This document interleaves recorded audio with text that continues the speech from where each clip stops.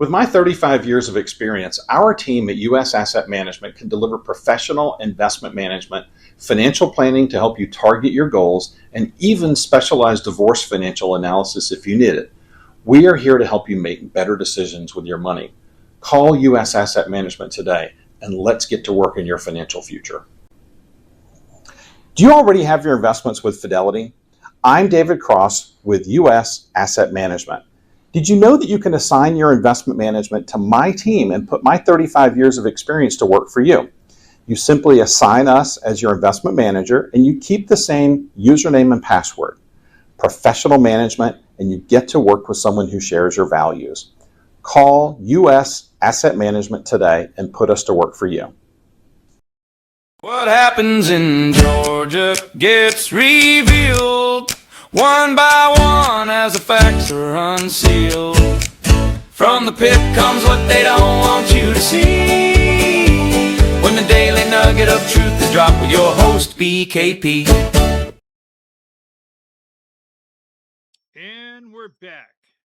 Yes, we're back. I'm your host, BKP, and you're watching BKP Politics on voiceofruralamerica.com. This is a special broadcast, and I'll tell you, we'll get really into today data centers. Okay, we're going to talk about data centers, a special broadcast. I'm going to go thoroughly through a lot of things that you don't see on social media. You know, they get whooped into a frenzy. That's what we're going to talk about today. So, oh yes, by the way, this is my Washington Redskins hat. Yes. You like the bill in the hat? I like that, right? My Washington Redskins. If someone would like to send me, now I'm not asking for things, always have to be careful here. But if you'd like to send me a Cleveland Indians hat, now I'm not per se, I'm so old. I'm so old, I remember when Billy Kilmer was quarterbacking the Washington Redskins. Oh. So, anyhow, if someone would like to send me a Cleveland Indians hat, I'd like to put it on the desk here. Not Guardians. There's the Guardians of the Galaxy, but not the Guardians of Cleveland baseball team. Not for me. So there you go. So what an opener, right? So I'm your host, BKP. Now I want to put a couple things out here before we get in depth, because I'm going to go through step by step on data centers.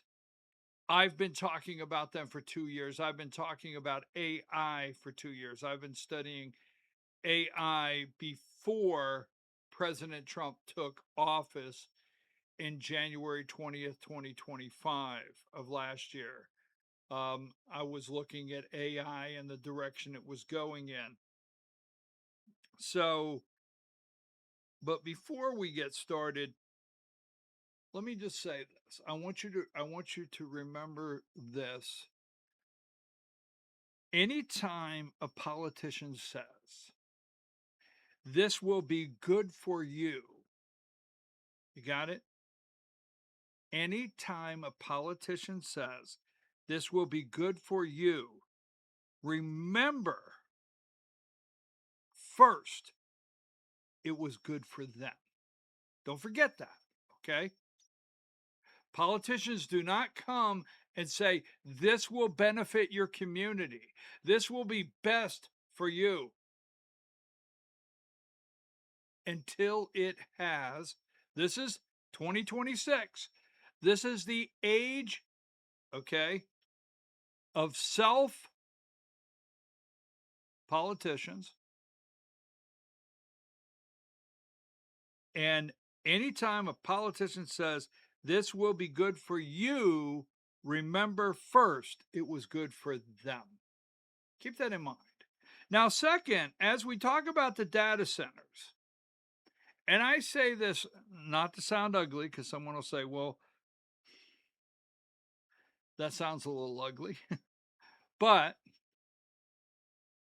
I bet now, because I am seeing the city council meetings, I am seeing the county commission meetings, I am seeing the packed town halls with your local elected officials, right?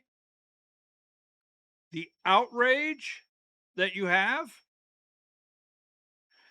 I bet you wish now that you would have paid attention to those candidates that were running for city council, county commission several years ago. I bet you wish now, because I'm going to tell you, everywhere you're at with the data centers, um, that's old news. I mean, the people coming in, whether it's OpenAI or Google or no matter who it is, Meta, Elon Musk, I don't care. Whomever is coming to your area with a data center or has already built one, these things have been going on for years. Years with your city council, right? In fact, these people found your city council members. And anytime I do this, I have those people out there that say, well, wait a minute, not my city council members. I know them. Those are great people. Okay, this is a broad statement. For the most part, right? These data centers, the people behind them found your council members and your commissioners years ago. In fact, they may have put people in place to run for offices or the office they hold, unbeknownst to you, knowing that a vote on data center in your neighborhood was coming one day. So just keep that all in mind, all right? Um, and yes, there will be a couple moratoriums. Yes, there is outrage, but they're moving forward and there's nothing new here. And I'll go into full, complete detail on it because the reason I've been working on Georgia politics and I try to stay focused on Georgia politics here. But recently, Effingham County OpenAI Sam Altman, the $20 billion state of the art data center, right? What is it called? At the Savannah Gateway Hub, 2,600 acres. Project Camella. Is that the name of it? Project Camella. So I'm going to take this one here, going to break some things down on data centers, and we're going to go. This may be a 2 hour, this could be a 3 hour program, but I promise you, just stop it if you get tired, take a break. But we're going to lay out so much information you don't want to miss. Now, I'm going to give you the actual what I'm going to work on tomorrow. This is a special Sunday. I was going to do this program yesterday, but my priority will always be my grandchildren. Well, I got a couple there, children, family. Then there's my dogs, and then there's my two new cats. Yes, I know. I got two new cats, Tigger and Smokey. Just saying, right? So, but that being said, my granddaughter turned 1 yesterday, and watching her try to eat cake was my priority. Now, moving right along. So this is a Sunday broadcast. We're going to all right, what happened here? Just one moment, please. Oh, wrong mouse. So I know. blue, black. I'm like, this is not working. Okay. So tomorrow I'm going to be working on a Georgia political story, but I want to put this up. John Ossoff. Now, Republicans, and I'm only going to take about 10 minutes on this, but I have to put it out there. Republicans have August to right the ship. And what I mean by that, and I'm going to lay this out very, you know, I'm just going to do a summary, and tomorrow I'm going to go into great detail. But Republicans have August to right the ship. And yes, I'm a Republican. I don't, try to promote voting for and carrying the water for a Democrat at any time, but I'm committed to bringing the reality of where we're at politically in Georgia to you, regardless of the party we're talking about. We're in late July. After Labor Day, September, there's about a 6-week window where the commercials will start, an enormous amount of commercials, spending the money. They'll start doing it in August, but that will be the window. Now, when I say Republicans have 6 weeks to right, August to right the ship, John Ossoff, I don't support polls. Now, you do know out there polls are something someone purchased. You call a polling company, you purchase it, you give them the sampling you would like to have, likely voters, registered voters, where the voters are coming from, how many Republicans, how many Democrats, whatever the case may be. So polling samples could be way off, but still they're out there. And the most recent poll has John Ossoff well outside of the margin of error over Mike Collins. We'll go into detail of why tomorrow, but they have that way over there. And in fact, what they have Ossoff at today, where I sit, July 26th, Ossoff would have coattails. He would. And that is one of the concerns I know Republicans have. And that's why I'm saying you've got August to right the ship. Now, Ossoff is, they have him up there, on a cloud. They just do. There's no whatsoever, there's no pushback. Now, they never push back on John Ossoff concerning the Democrat Socialists of America. Never. Democrats never have to condemn anything their side is involved in, their candidates support, money where it comes from. Absolutely not. That's the media carrying the narrative for them. They shut that down totally. In fact, let me play, I think I want to play this right here. And it'll just be a minute. This is a quick interview this morning concerning Democrat Socialist of America. Let's So we're going to put up on the screen a few of the things that are part of your platform, and I want to ask you, just give me sort of a true or false on these. Abolish the Senate. True. Okay. Replace the presidency and Supreme Court as we now know them. Yep. Abolish ICE. Absolutely. Abolish borders and give amnesty to anyone currently in the U.S. illegally. As a long-term plan, yep. Defund the Pentagon. Absolutely. Abolish prisons, at least in large part. Yeah, again, that as part of a long-term program, yeah. Okay, so no prisons.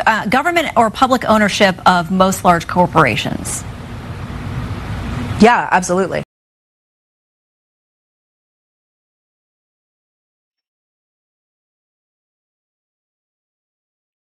Democrat Socialists of America. Okay, so we've talked about that. I've written about it in my Substack articles. Okay, but Democrats never in any media, you will not see that in the AJC. You will not see anyone push back when it comes to that. Now, that's not my fault. I didn't do it. You didn't do it. But this is what we're up against. Now, John Ossoff can go after Mike Collins' son-in-law. He could go after his two chief of staff that he fired. They could go after and say anti-Semitic. They could say white supremacist, white nationalist. They could do any of that and put pressure, and the media will carry that narrative for John Ossoff. So as angry as you may get, they have him on a cloud right now that I don't see it coming down anytime soon. And that being said, the President of the United States paid a visit to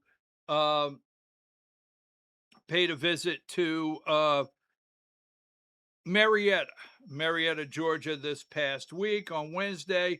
Rick Jackson, the Republican governor candidate for Georgia, was on the stage with President Trump. Now, Rick Jackson said on the Trump accounts, keep this in mind, on the Trump accounts, that he would ask the Georgia State Legislature to match the Trump accounts, the federal, it's at $1,000, match it for children in Georgia, or he would do it himself. So, a lot of talk that that's a big campaign move and could boost his campaign. More about that tomorrow. Now, the president, and this is AI.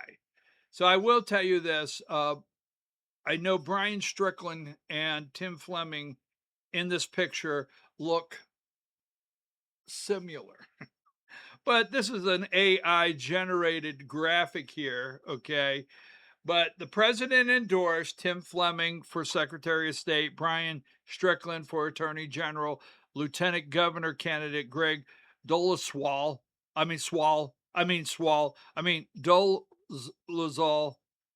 Yeah, the president mispronounced his name. That was not me. Just relax. And Georgia Governor candidate Rick Jackson for governor. That's the Republican ticket. And the president endorsed that ticket. So, moving right along here. Mike Collins was not there. He was in Washington, D.C. I'm going to give you my opinion on that again tomorrow. So, John Ossoff is out there. Corruption lets insurance companies deny life-saving care. Big tech exploit our privacy. And the ultra-rich get tax breaks while you pay more for everything, John Ossoff. I will tell you this. Republicans are going to have to start campaigning this way. All right? You're going to have to start campaigning this way. I'm not saying match John Ossoff, but I'm saying take on these issues with our plan, not theirs, our plan. We should have a plan when some of these things are coming up. Now, the Trump accounts, that's nice. But insurance company denying care, that's now. That's now. So, just saying, I see Democrats, the media is going to cover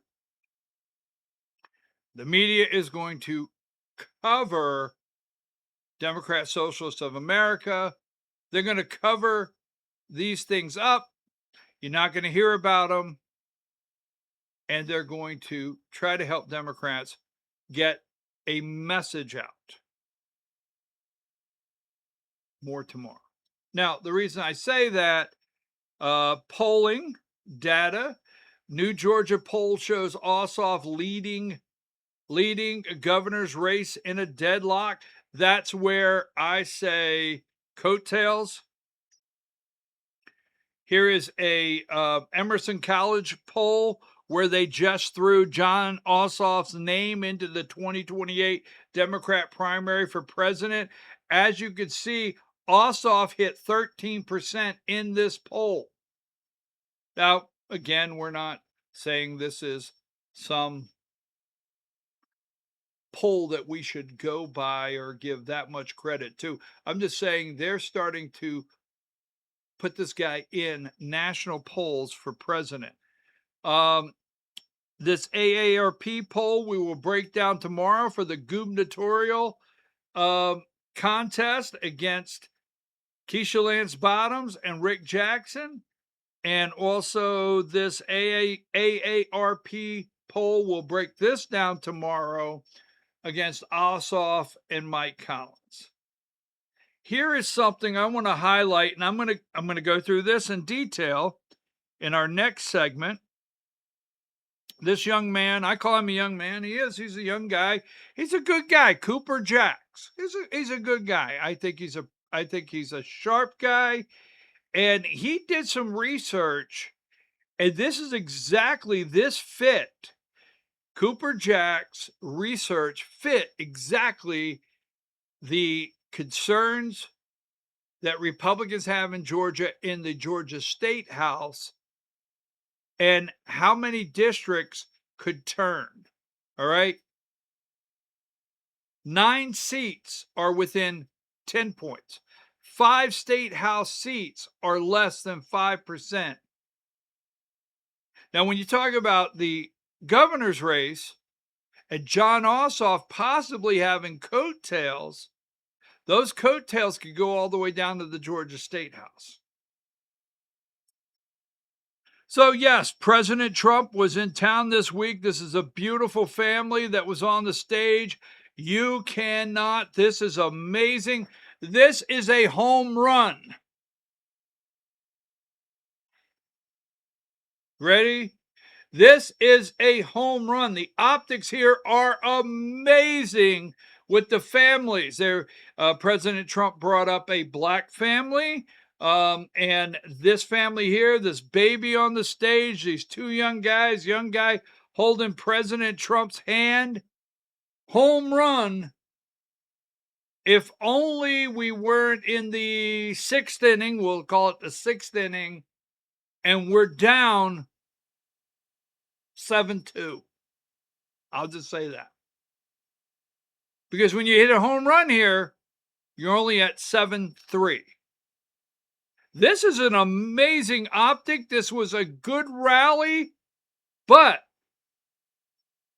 here's the problem I see. The Trump accounts,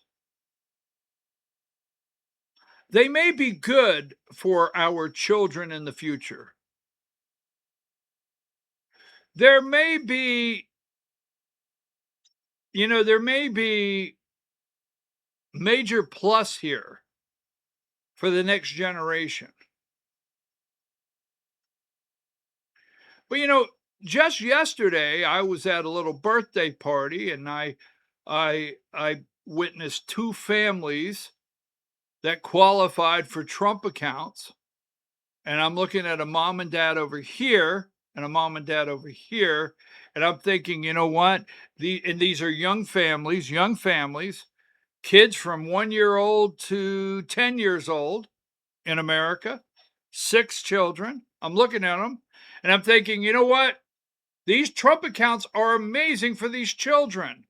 But this mom and dad have to get up Monday morning, pay the insurance, pay $4 a gallon for gas, pay the health insurance. This family has to get up Monday morning. 2 different families, same issues. They have to pay $4 a gallon for gas. They have to pay for the health insurance. The list goes on. Clothing and feeding their children. I'm sorry, folks. I'm sorry, Republicans. You have August to right the ship. You really do.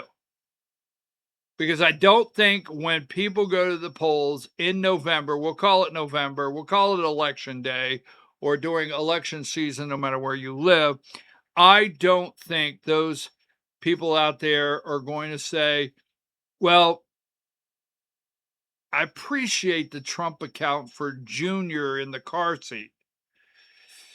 But that's not doing a whole lot for me buying diapers, formula, $4 for gas, and paying my insurance premium this afternoon. I'm just saying.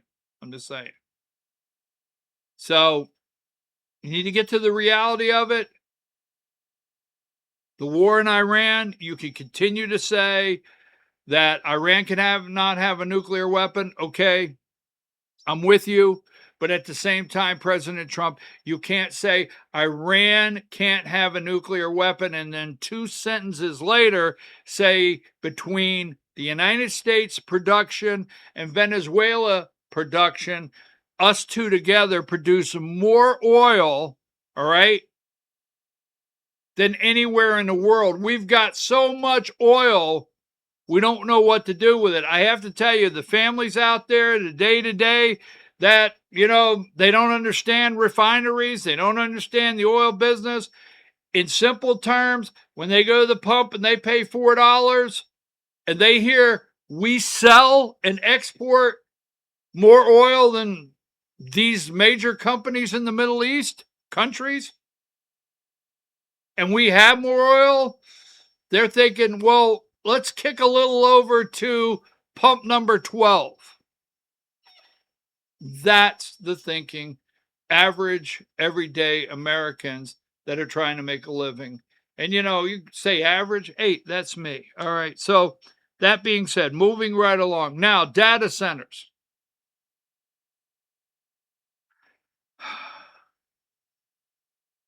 So if you're out there and you're going to the town hall and you're fighting you're fighting and you're trying to get a moratorium, and you try to get your city council to stop this right here, folks, this is at the top. So if you're out there today and you voted for Donald J. Trump,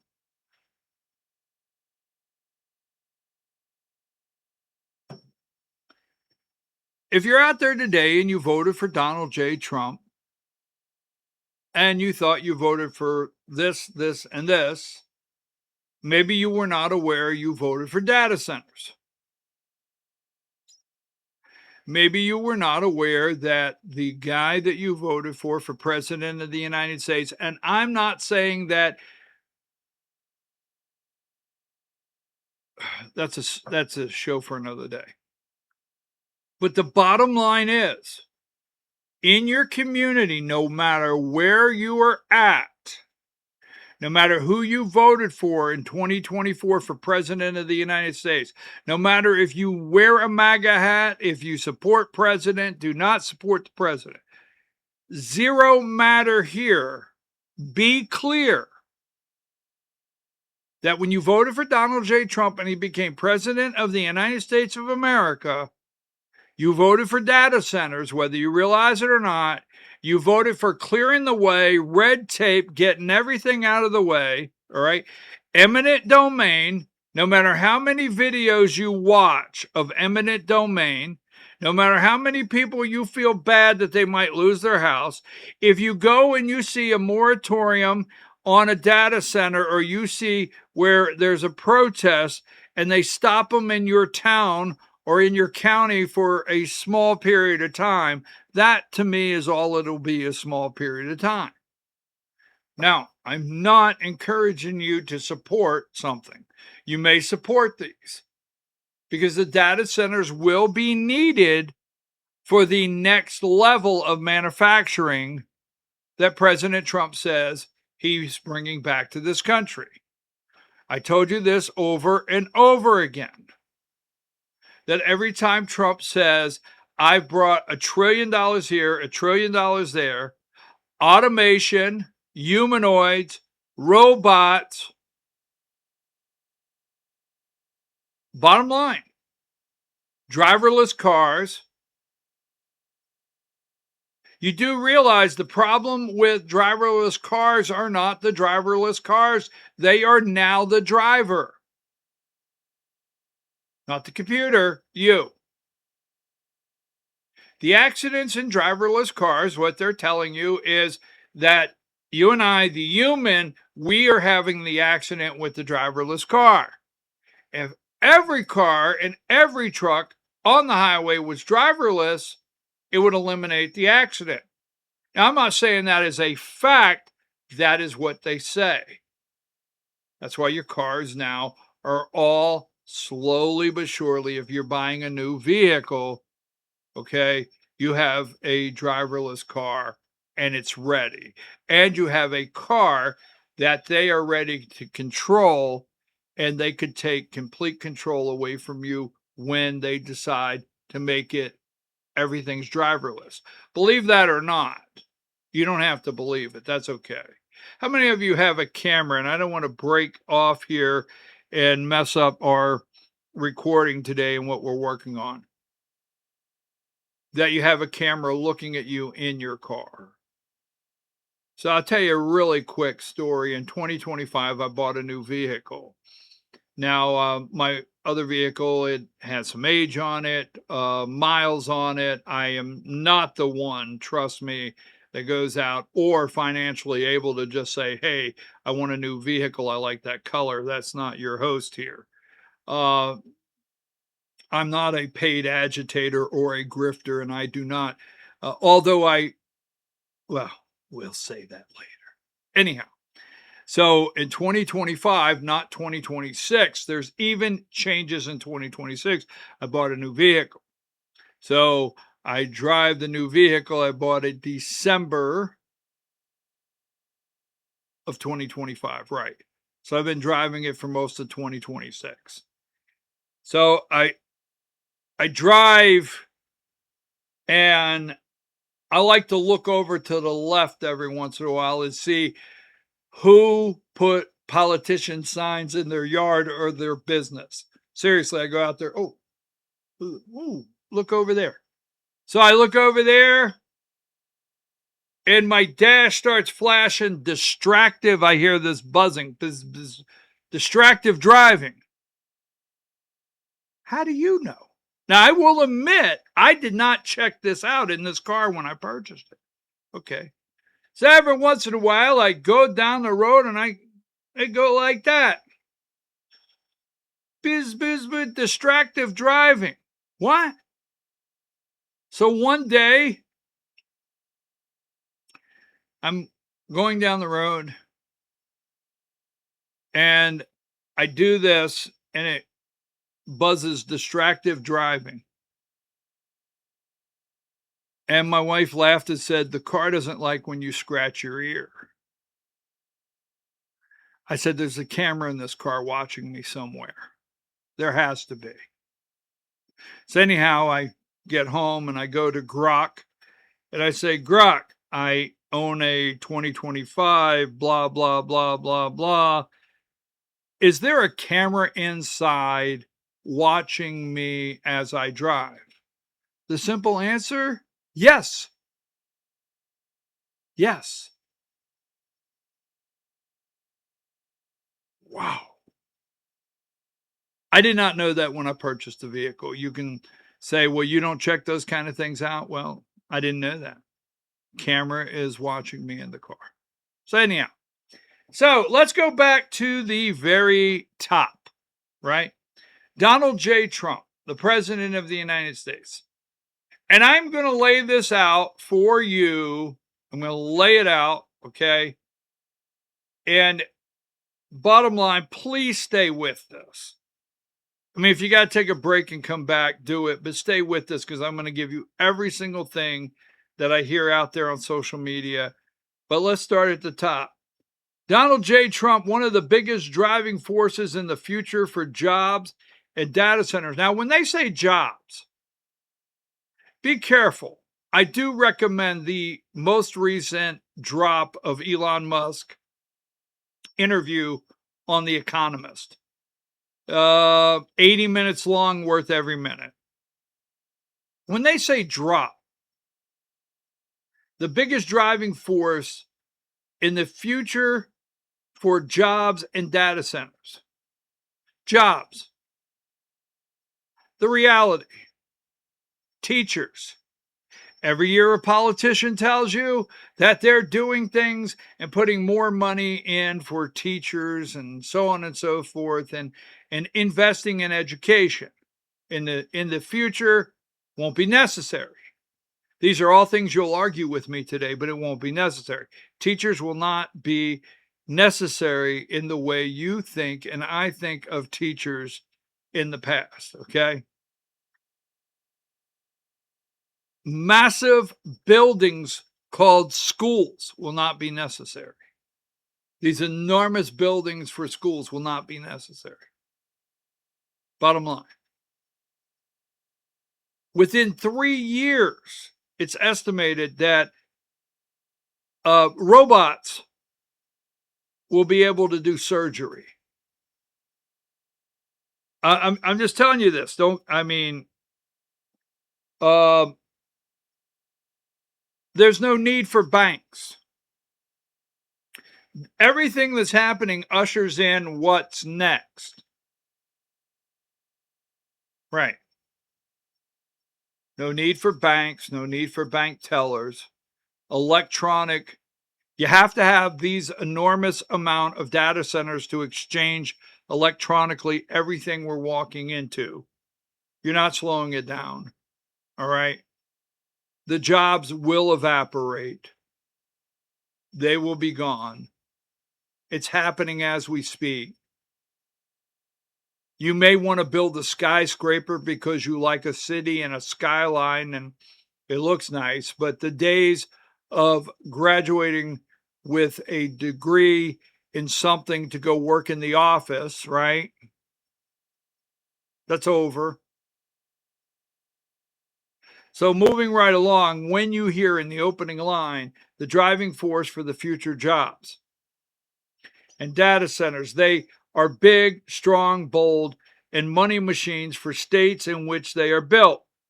Governor Hochul, for political reasons, has terminated all data centers being built in New York.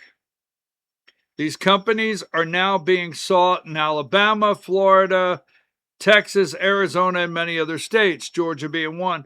Both the taxes and the jobs amount to liquid gold. Now, folks, the jobs that the taxes, we'll talk about that momentarily. This is from the President of the United States. New York has made a terrible decision. All of this income and other benefits are going to the red states and some blue, where data centers are sought for cash cows. Who are the cash cows for? Right? Who are they for? If there is the amount of cash that these will, put out in your local community, why is there only talk of eliminating property tax? Why was that not done in advance as some kind of legal mechanism in your state that as a data center got built, your tax automatically went down? If you notice something, and I'll throw this out here, politicians will talk about lowering your property tax. Now, I'm going to stay focused in Georgia. I don't know what they're doing in Pennsylvania, New York, or other states. But in Georgia, we discuss lowering property tax. President says these are cash cows. Notice something you never hear. There was only one candidate that I'm aware of that was running for governor that said this, and that was Michael Thurmond, the candidate for Democrat candidate for governor. He campaigned on cutting sales tax. No one else. Crickets, silence. Do you ever hear one of our politicians say in Georgia that these data centers will create so much revenue that you will no longer need a SPLOST, special purpose local option sales tax? That these data centers will create so much revenue that will no longer need a gas tax in Georgia. They keep eliminating the gas tax in Georgia to help us out, but you'll no longer need it. Where's the priorities, right? Do you ever hear a politician say, look, data centers can provide so much revenue that within 2 years in Georgia, we will no longer at the pump charge you a gas tax, period. It'll just be gone. You don't hear that. You don't hear them say splost. You don't hear them say ELOS. You hear them give you an option of a new tax to offset the loss, they call it, in the property tax. But you never hear that discussion.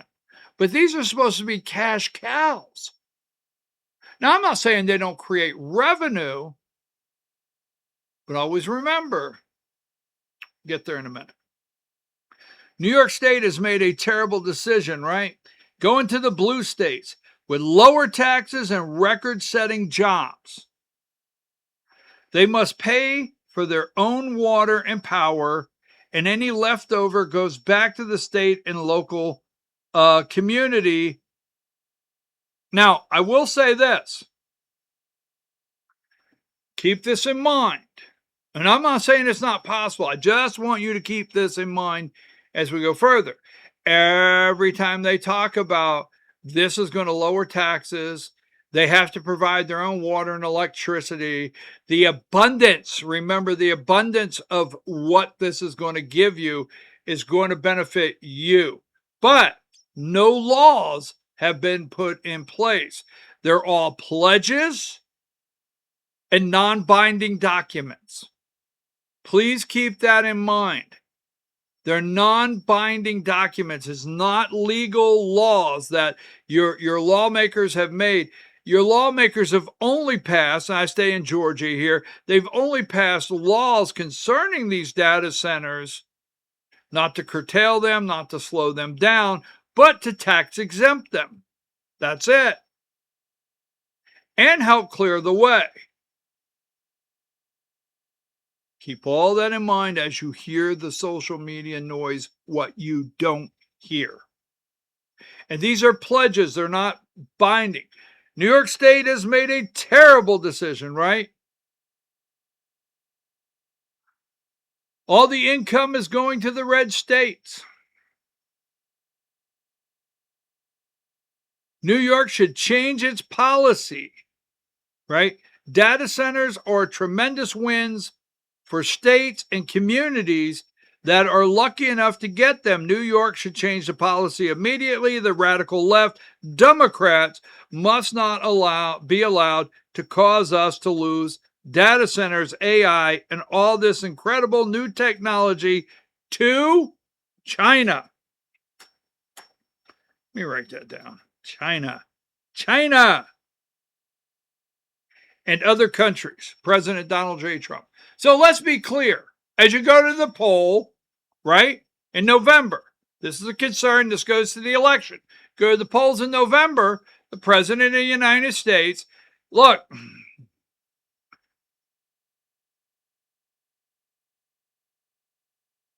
Joe Biden, Kamala Harris, and Donald Trump. I take Donald Trump. I take Donald J. Trump today. Okay? Well, wait till November comes. You start seeing the articles I put out in November. Let me just tell you that. I still have my Trump poster. I still have my Trump watch. But what you have to keep in mind, if you go out there and data centers becomes an issue in November, Donald J. Trump is not on your side when it comes to shutting them down, moratoriums, water, environment, humming noises. You're worried about your children. You're worried about your future. You're worried about your job. This is fact. This is not BKP. This is fact. Donald J. Trump. And I will show you in a minute. He's never made it a secret. So before I go any further, I'm going to play you 3 videos from President Trump recently that for some on social media are absolutely jaw-dropping. Now, the EPA had a meeting. Governor Brian Kemp in Georgia attended. President Trump was there. Many of you have heard these videos. I'm going to play all 3. Some are just a tad redundant. Let me get those. Where are they at? And let me get set here.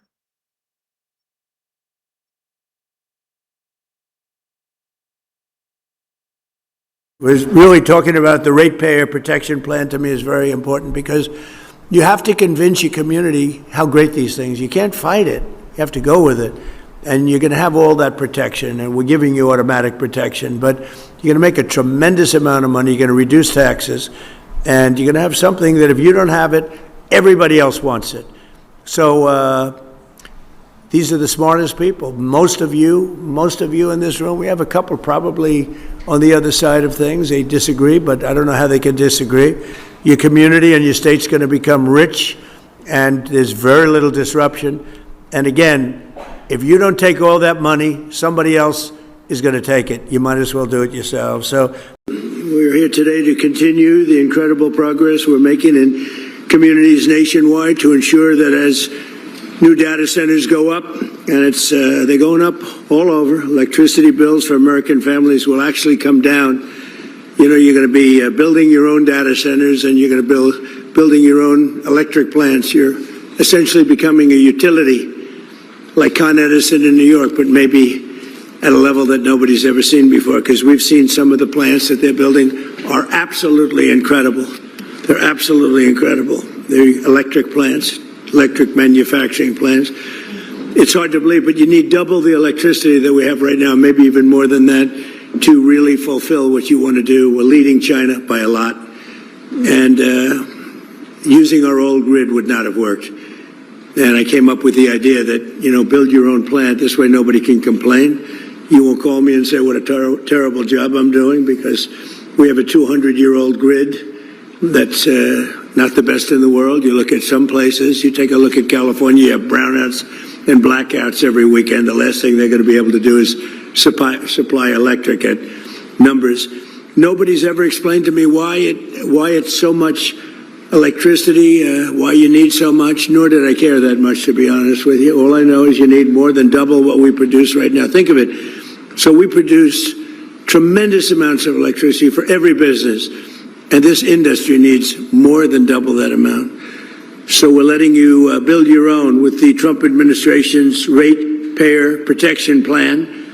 The American innovators and consumers thrive to win together because we're insisting that AI data centers and big tech companies pay their own way, and that's what they're doing, and they're happy to do it because this way they're going to be able to function and function brilliantly. They're going to have a lot of electricity left over, and they'll put that into the grid, so we'll actually end up with more electricity. The rates are going to go down. As president, I've always said that America's goal must be to dominate the future, and that includes being the #1 superpower in artificial intelligence. So important.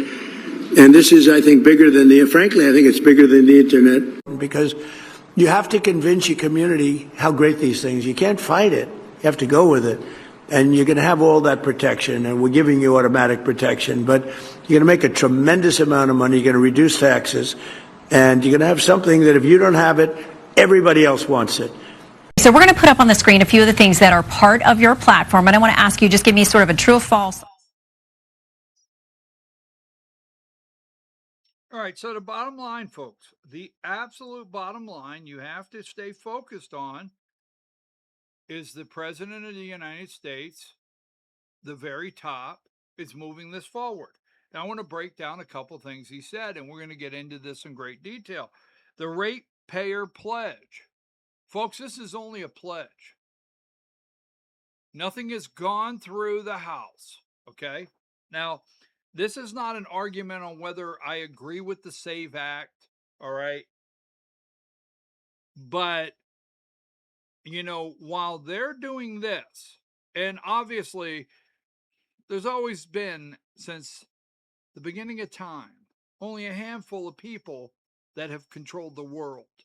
And what you're really witnessing right now, and what you have been witnessing, is a handful of people controlling the world to a point that they lose control, and the world is now controlled by data centers, AI, quantum computing, where they later, BKP, there's more here. So, but while the House of Representatives and the Senate, they're fighting over a SAVE Act, and there's fighting on social media about us entering a military agreement with Israel, and there's fighting on funding this and funding that, and there's fighting over the Epstein file, legitimate arguments on several fronts. This is not a law.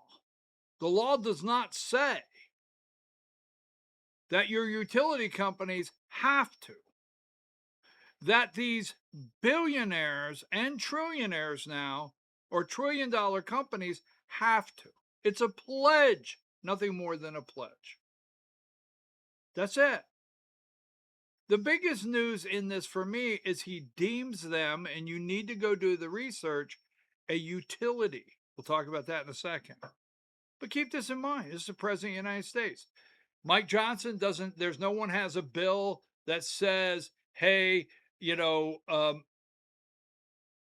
AI data center manufacturers must, Senate didn't pass it, and a signing by the President of the United States, and it's now the law that you and I are protected in America, right? You and I are protected in America from skyrocketing energy costs. No law, a pledge. And every time they talk about getting rich,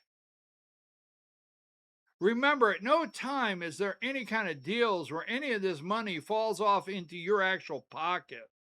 There's nothing that I personally see where you go over and every month you go and say, wow, man, I'm glad that data center is down the street because here's my $1,500 a month, dividend check. I like it. That's what the ears hear, how rich you will be. But nothing requires them to send these riches on to you. Now, moving right along, keep in mind, ratepayer pledge. You can't fight it. He said you can't fight it. You can't fight this. I know you can go to the town hall. I'm not here today to tell you don't go to the town hall. I'm not here today to tell you don't picket. In fact, I'm concerned with what the result is this going to be, and it's not just going to be the ballot box. I'm serious. I'm concerned on what the result will end up here with the people. All right? You can't fight it. He's telling you this. Donald J. Trump. Everybody wants it. You're going to be so rich. You're going to have protections. Now, he's not talking about you per se. The protections, and I'm going to get into that, is for these people putting the data centers in. Leading China. Now, we'll talk about China in just a minute. So how important is it to you to be out in front of China where data centers and AI are concerned? The thing that concerns me the most is he cleared the way, and the EPA cleared the way for them to build their own power plants. Now, at first glance, it sounds really good. You know what? Hey, that's great. They're going to build their own power plant. I won't. That's great. Good. Don't take my power, build your own. But you do need to understand, once you're deemed, and he said this, always remember, Trump said you're becoming a utility. You're basically becoming a utility. The United States of America has federal laws. Your state has laws. on eminent domain and what utilities can do to steamroll over you. Got it? The federal government has federal lands they can use. The federal government has federal laws. The state governments have state laws where utilities can roll right over you. Just keep everything you just heard in mind. It might come 2 years later. I've been talking about this for 2 years. Now, we're going to get into the data centers in Georgia, but let's just stay focused. Let's stay focused to what you're fighting. Now, here's the inauguration. Now, I'm not shocked that Trump won the presidency. And in November, I keep saying November because we got an election we got to focus on, and I don't want to get, what do they say, in front of my skis. So we'll go into it in November. But remember this, Trump won an election. People went out there, voted for Trump, put him in office. This picture here, you may not be able to see it very well, but this is the inauguration. This is January 20th, 2025. There's circles on that screen that you can't see very well. And every circle on that screen is someone from the tech industry that's behind President Trump. This is, I mean, the guy took office. The guy took office. He's president of the United States 3 minutes. And data centers and these people, they came first. Now, in that picture, go to here, right here. Several prominent figures from the technology and venture capital sectors were given prime seating directly behind the president during his inaugural address inside the Capitol, most notably Elon Musk, and seated prominently in the background alongside other key tech allies and donors who supported his campaign. Just a handful, just a handful. Mark Zuckerberg, Zuckerberg's wife, Mark Zuckerberg's wife, Bezos, Jeff Bezos' wife, or fiance at that time, Amazon, the CEO of Apple, Elon Musk, Tim Cook, CEO of TikTok, right? The guy's president 3 minutes. Now, like I said, they announced a data center in your neighborhood. You didn't stand a chance. Coming all the way from the top. Now, I'll show you this. Trump inauguration, Zuckerberg, Bezos, and Musk seated in the front of cabinet picks. They're seated in the front of cabinet picks. Google, Sam Altman. So that's January 20th. Here is a picture that I have probably put up. And if you're new to the program, just go ask the longtime viewers. I have put up basically from day one of President Trump's inauguration this picture. And over, I've always reminded people, the very first, keep in mind, the very first Oval Office official business from your president, the man of the people, Donald J. Trump, was Sam Altman, Larry Ellison, right? And SoftBank. This is it. This is January 21st, 2025. On January 21st, 2025, his first full day back in office, President Trump appeared with SoftBank CEO, Oracle Chairman Larry Ellison, and OpenAI CEO Sam Altman. Now, if you're down there, right, in Effingham County, and you've got a $20 billion investment from OpenAI, Sam Altman, and you're fighting it now? Sam Altman was in the President of the United States office January 21st. This decision to steamroll over Americans and your picket signs and your concerns have been a done deal. I'm just telling you, I'm just bringing it to you. You decide if you're okay with it or not. You decide if you still want to put on your front row Joe shirt and go to a rally with this guy. I mean, you have people, and I'll get in trouble for this, but I'll just say it. You have people that basically wear the front row Joe shirt, go to his rallies, and then that evening go to a data center protest. Why? Why are you doing that?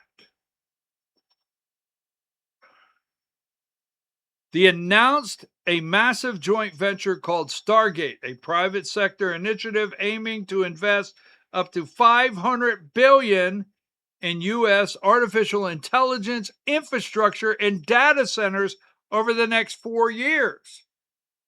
This was a done deal. The data centers. Every time you say data center, every time I go to social media and see the data center outrage, I'm like, okay, sure, I'm with you. I've been with you quite some time. Remember this?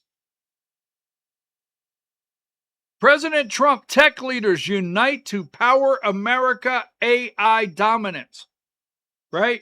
Last night, President Donald J. Trump and First Lady hosted an extraordinary gathering of technology industry leaders at the White House for discussions centered on harnessing artificial intelligence to propel the United States to the forefront of the global initiative. Now, right here, this is where you, the American people, you're going to have to make a decision.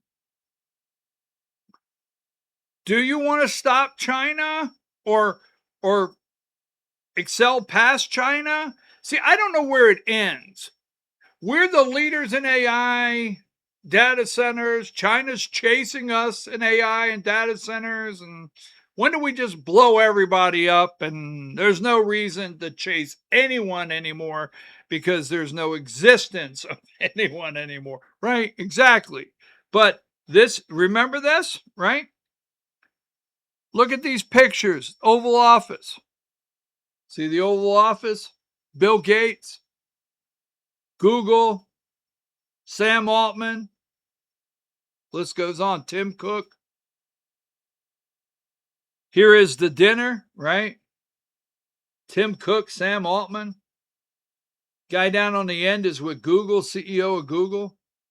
This is the picture that has always just upset me. Now there's David Sachs. Is that David Sachs, right? There is Mark Zuckerberg, and he is not concerned about prison time for maybe being an accomplice or participating in a offhanded way of helping generate places to put ballots like in drop boxes in 2020. I mean, this guy has no concerns whatsoever, and he is sitting right next to the president of the United States. Now, I don't know about you, for the younger generation that should be watching this. I mean, really, younger people should be watching this broadcast.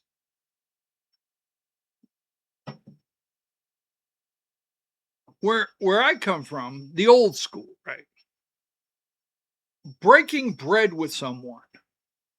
I will tell you right now, I'll look you right now and tell you. If someone invites me to lunch or dinner or their home, and it involves what we call breaking bread, if I can't break bread, I won't go. I had lunch with some lawmakers last week. I'll share that with you. But I was able to break bread with these gentlemen. I won't go. The President of the United States breaking bread with Mark Zuckerberg. No. Well, are you telling me if you were invited to go and have dinner with Mark Zuckerberg and he could look at you and say, BKP, I could elevate you from cheap cigars to the top cigar. You'll never smoke a cheap cigar again. And I mean, put some money in the bank? No. No, I will not. I know some people are saying, wow. All right, so here you go, right? There's the dinner. On September 4th, 2025, President Trump hosted a dinner at the White House for over 24 technology and business leaders. The gathering focused heavily on artificial intelligence, data center infrastructure, and securing U.S. technological dominance. Securing U.S. technological dominance.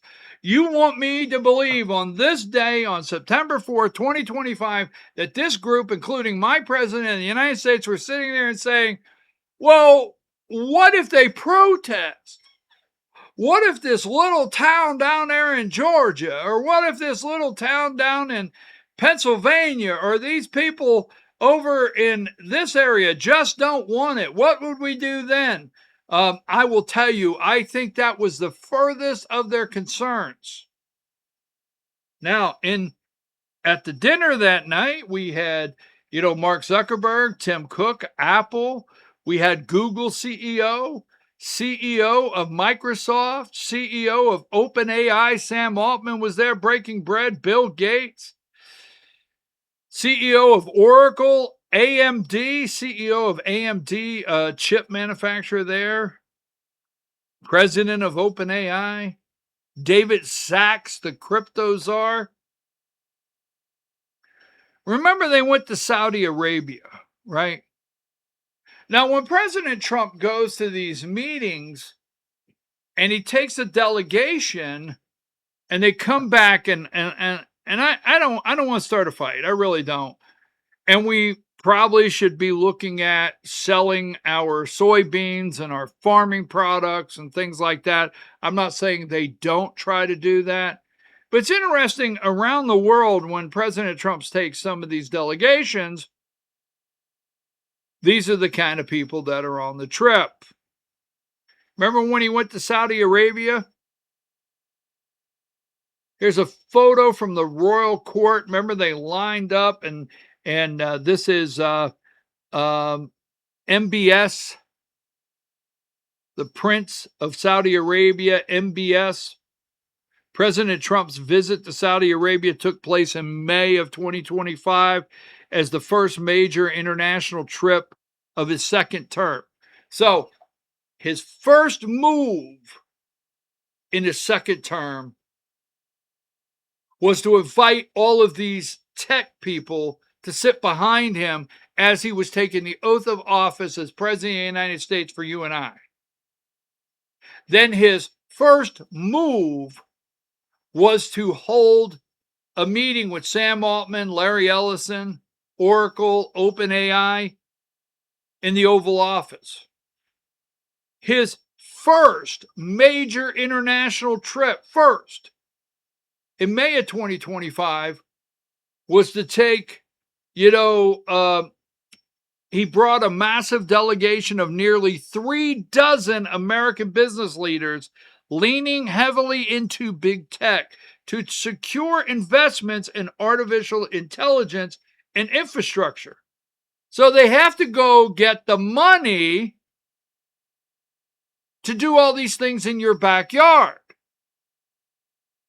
This has always been the plan. Listen, if you show up and you fight and you go to the podium and protest and make signs, I support you 100%. You just have to understand, this was all well planned. It didn't just happen. I mean, they had the meetings, they went to get the money. Just last week, you do realize just last week, President Trump knows about the outrage around the country. He knows about the protests. He knows about New York. He knows about moratoriums, 30-day moratoriums to get you off their back in local communities and counties across the country or in Georgia. He knows that. And still, he said last week, I played the videos, hey, you're just going to have to get over it. Now, that wasn't the quote, but basically, you're going to have to get a grip, move on. We've cut the way.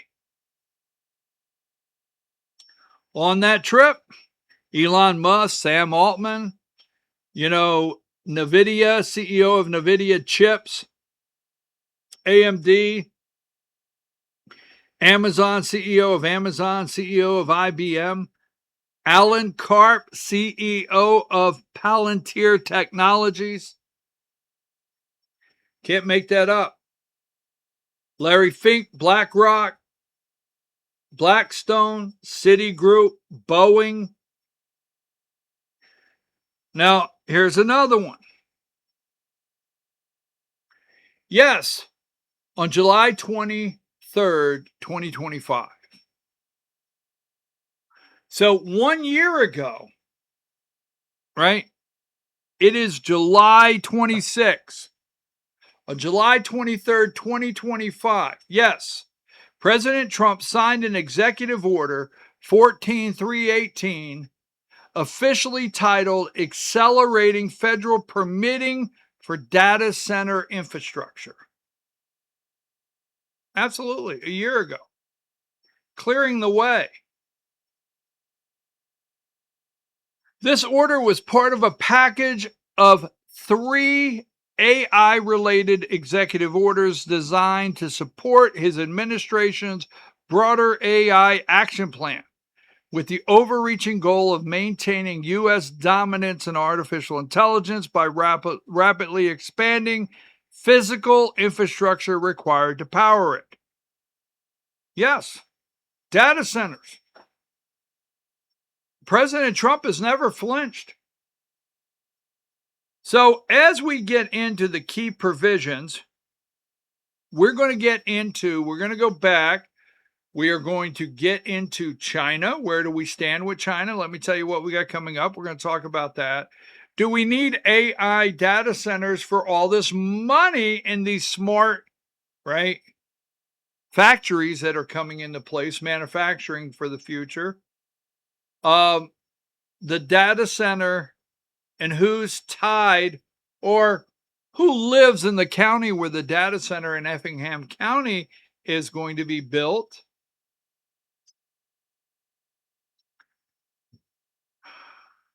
Next. So the key provisions of the order, fast tracking permitting. All right. Now, fast tracking permitting, it directs federal agencies, including the EPA, to streamline environmental reviews and ease regulatory burdens to speed up construction. Federal land usage. The Department of Interior, Energy, and Defense were ordered to identify appropriate federal lands and military installations that could be leased for building data centers and their supporting infrastructure. Financial incentives. The Secretary of Commerce was tasked with launching initiatives to provide financial backing, grants, loans, tax initiatives for these people. Yes, tax initiatives. Energy infrastructure expansion. Recognizing that data centers require massive amounts of power, the order also fast tracks covered component projects. This includes high voltage transmission lines and dispatch baseload energy source like natural gas, nuclear, geothermal facilities needed to keep data centers running. Now, what I want to bring up here is, I don't remember the young lady's name, but Remember the young lady that they exploited, and they did. She did a video. It went viral in Coweta County, and Marjorie Taylor Greene and about every politician or anyone that could went down there to exploit this young lady talking about Georgia Power and eminent domain and high-powered transmission lines coming through the area to take her home. Excuse me, but I want to tell you in the nicest way, nothing, virtually nothing can be done about it. There's power out there been given to these companies, to these data center companies, to Sam Altman and others to steamroll over you. Look at what a year ago that this executive order did. Look, energy infrastructure, recognizing that data centers require massive amount. The order also fast tracks covered component projects. This includes high voltage transmission lines and dispatchable baseload energy sources, right? It will fast track them to run right over you and build these power lines if it goes to a data center. The policy alignment, the technological reality is directly reflected in the Trump administration's policy framework. America's AI Action Plan specifically pairs the deregulation and fast tracking of AI data center infrastructure with initiatives for next generation manufacturing. It all ties together with next generation manufacturing.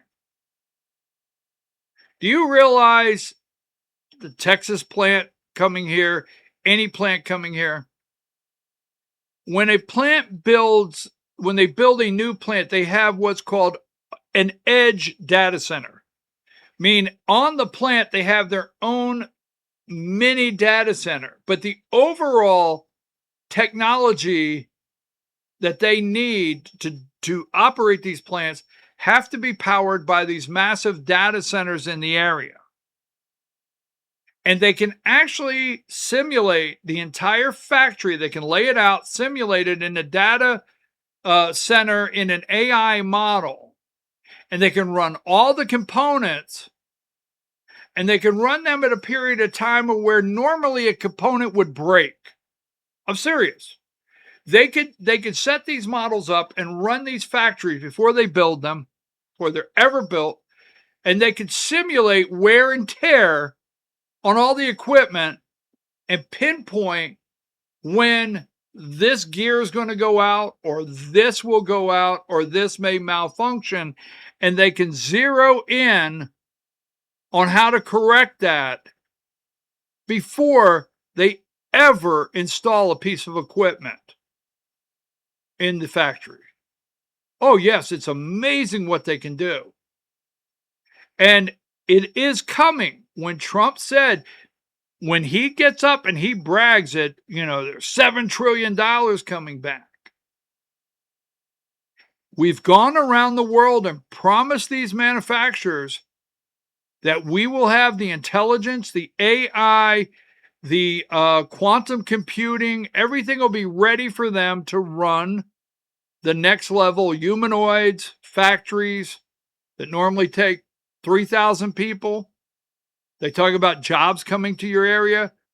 A factory in the past that may take 15,000 people, seriously, in a town. Factories used to run an entire town. Well, they may create jobs. It might be 1,000 versus 15,000.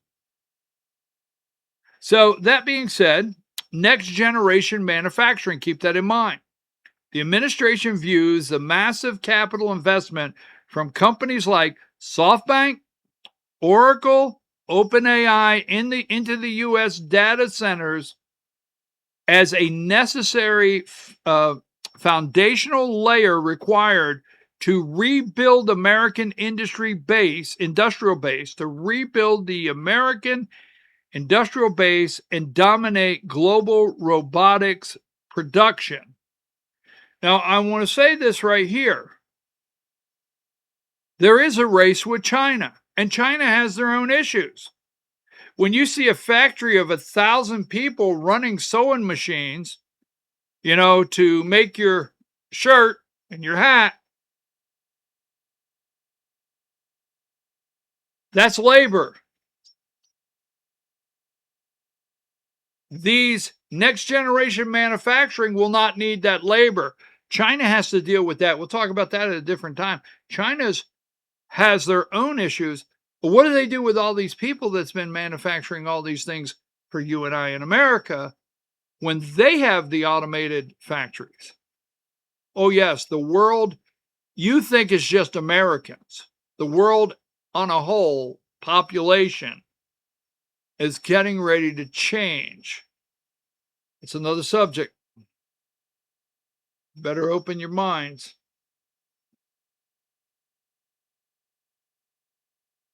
Okay, the goal to answer the user question about connection between Trump's push for trillions in manufacturing, all right, investment, and the concurrent push for AI data centers to support. Key concepts to cover: the AI action plan, the physical AI, digital twins simulation, edge versus centralized computing, right? Reshoring and reindustrialization connection. I can't believe I'm almost pronouncing these. So, to bring manufacturing back to the U.S. competitively and given higher labor costs, factories must be highly automated and efficient. The automation is impossible without the underlying data center AI infrastructure, right? The data centers train the AI models to operate the robots on the factory floors, reducing downtime, streamlining the supply chain, and improving precision. Oh, you won't be needed. Data centers are the brain for the brawn of modern manufacturing. Just pay attention. I'm going to try to zip through this. I don't want to bore you, but you got to tie all this together. The direct answer is yes, they are intrinsically linked.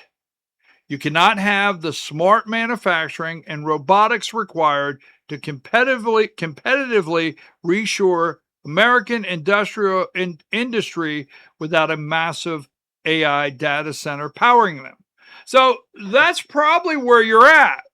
If you don't want this, you stop the AI data centers. Now, anytime you hear these AI data centers are going to be good to store your pictures and for you to do your TikTok videos and all the above, that's false. You could build storage to continue that use on your phone. You could build storage to continue that use to load your pictures. You can do some internet search. You can build storage. Storage is different. AI is intelligence. It's a difference. So you increase storage and you have more phones, and you do realize nothing is ever lost once it's uploaded.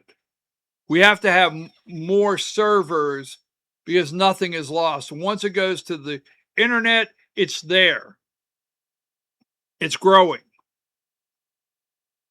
So that being said, yes, it's intrinsically leaked. So keep in mind, these data centers have been promised out to the world's manufacturing hubs. The data centers have been promised out because once these manufacturers come to the United States and build these factories, the real people that are going to make the money is the OpenAI, these people that are providing this intelligence for these factories. The policy connection mentioned Trump's American AI action plan, how data centers power modern robotics. Training the brain, robotics requires physical AI. The massive models governing how robots move, see, and react are trained in gigawatt data centers before being deployed to the factory floor. I told you they can run all the simulations. Someone said to me, you know, these robots are making a lot of errors. Well, for us humans out there, you know how they used to say you learn by the errors of your ways, you know, the errors of your way. You learn by mistakes. You make a mistake. Well, guess what? We'll just say it like this. Robots learn from the errors to the 10th power. You can't compare that the learning mechanism of a robot when it makes an error. Digital twins using AI data centers to simulate entire factories before they are built. Digital twins. Real-time operations, predictive maintenance, automated quality control, and supply optimization. I'm telling you, the economic reality, reshoring trillions in manufacture requires offsetting higher U.S. labor costs. So we know manufacturing in America is more or less over if they're waiting to hire you and I. Our productivity. Now, I'm not knocking the working man. I'm not knocking anyone that laces up your boots in the morning. I am not. That's a promise. I did that. Been there, done that. Okay, I've laced up the boots in the morning. But your productivity is X on Monday, X on Tuesday, X on Wednesday. You start complaining to the boss really bad on Thursday. And Friday, you're wondering why you guys can't get off at 2. Just a fact, right? And from 11 to 2, you probably didn't do anything anyway. I'm just saying, don't get mad. Productivity in robotics is 100%. Oh, moving right along.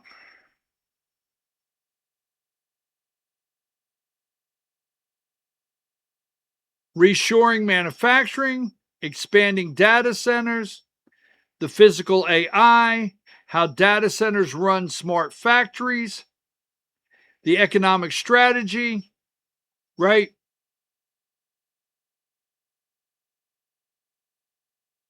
I'm going to bypass this for a minute because it really gets into the advanced robotics and smart supply chains. We cannot run advanced robotics and smart supply chains and shipping, all right,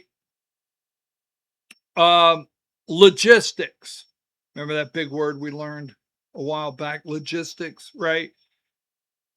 Remember when you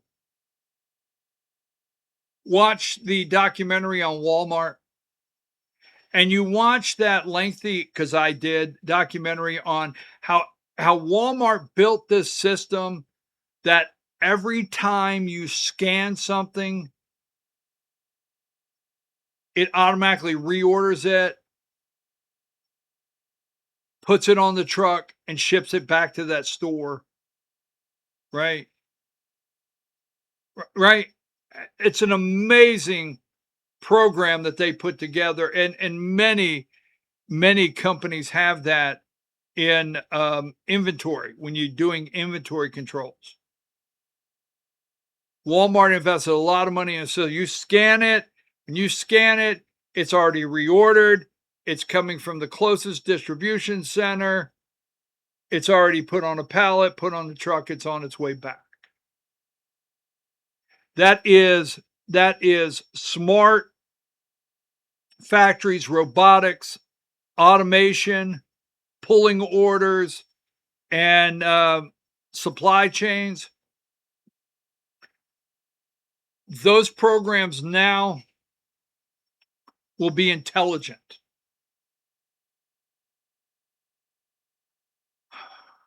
I tell you, it's amazing. Now you're going to have to make a decision. Are Are you going to fight this? Are you? I mean, something wrong with having a TV, a remote control, and, work booths and going to the job? Is there something wrong with that? Is that what you want to go into the future with?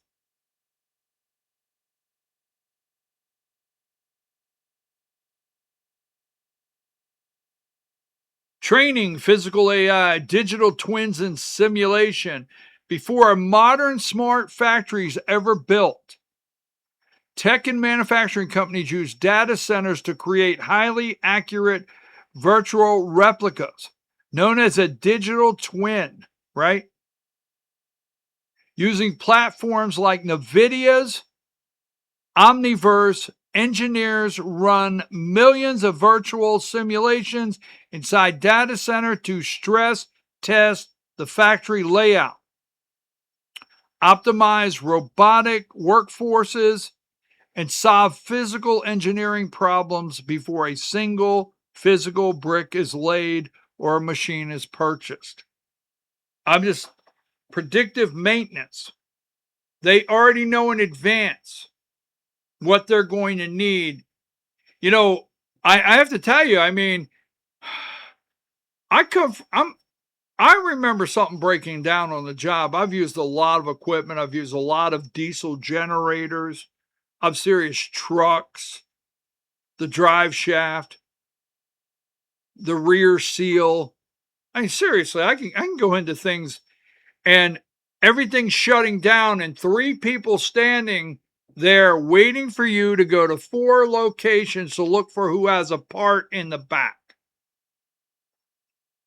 And we can get it in Tuesday. What? We can get the part for you too. Well, it's Thursday. I got 3 guys over at the job site. They got to take off till Tuesday? Well, just saying, right? I had a piece of equipment at Fort Leonard Wood, Missouri, one time. Fort Leonard Wood, Missouri. And we had 6 guys on the job. It's a very expensive piece of equipment. And something broke. And we had to start searching the old-fashioned way by the phone book. And I think there's one down there on the shelf in Springfield. Let me call and see. Drive to Springfield and it's not there. I've lived all that. These factories, folks, will be able to stress test what's going to break down, and that part's going to be there ready to replace and be done with robotics. Anyhow, real-time operations, predictive maintenance, automated quality control, and supply chain optimization. Now, these are all the things. Now, the one thing, when I say the one thing President Trump has not lied to you about. He has not lied to you about, bringing trillions of dollars of manufacturing back to this country. He hasn't. They have told him, yes, we'll bring it back. You lead the way. You build it. You put it in place. Okay. And this is what's happening. You gotta think about this. And when I say this, you gotta think about, we're not talking about AI data centers so you can get 7G and you can go on TikTok and watch YouTube. That's not what this is about. And then the you being extinct. Let's see. Remember, Trump goes to China. Let's switch gears. Let's talk about China. Remember he took the trip to China? Trump went to China. The delegation was designed to represent American interests in technology, finance, and manufacturing amid complex negotiation over artificial intelligence, advanced semiconductors, and supply chains. Here are the prominent technological executives who joined the president on the trip. Elon Musk, Jensen Huang, CEO of NVIDIA, right? Tim Cook, Apple, CEO of Qualcomm, CEO of Micron, President and Vice Chair of Meta, along with Cisco, OpenAI, Sam Altman, Larry Fink, BlackRock, right? David Solomon, Goldman Sachs. Remember, they went to China. So the assumption that China is far behind is outdated. Let's talk about China for a minute. We're going to get back to the data center in Effingham, I promise. The assumption that China is far behind is outdated as of mid-2026. While the United States maintains a massive structural advantage in raw computing infrastructure, the performance gap in actual AI software is virtually disappeared, and the two nations are fighting to draw in quantum development. All right? Quantum development. Now, the gap has closed. All right? The performance gap, the AI technology gap has closed. Top tier US and Chinese AI models has effectively vanished, according to Stanford's 2026 AI Index. Model performance, research and output, China currently leads the world in AI publication volume, holds roughly 70% of global AI patent grants, and has the highest rate of industrial robot installations globally. Now, they are installing robots. I mean, China has a crossroads. The world has a crossroads. When I say this, quit thinking this is an American issue. This is not an American issue. It's really not. Okay? We're building data centers in Ukraine. We're building data centers out in the sand of Saudi Arabia, Qatar. List goes on. But that being said, China has 1 billion people. I mean, I haven't done the census or haven't seen it recently. They have to figure out, hey, wait a minute. How do we handle all these people that are making, all the crayons for your children in America? Chinese crayons. List goes on. The U.S. edge. America still holds a significant advantage in elite talent. The U.S. houses roughly 60% of the world's premier AI institutions and employs about 2/3 of the world's elite AI researchers. So, what they're telling us is we have to keep our competitive edge. Data centers and compute, the last U.S. moat. Compute capacity is where the United States maintains its most commanding lead, though China is actively maneuvering to bypass it. Infrastructure scale, the U.S. currently hosts over 5,400 data centers. So these data centers are already everywhere, okay?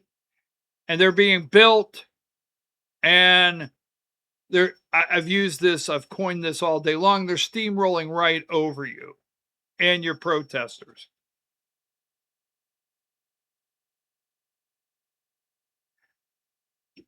Would I be over the line? Would this be out of limits to say that data centers could end up being America's Tenement Square? Is that out of line?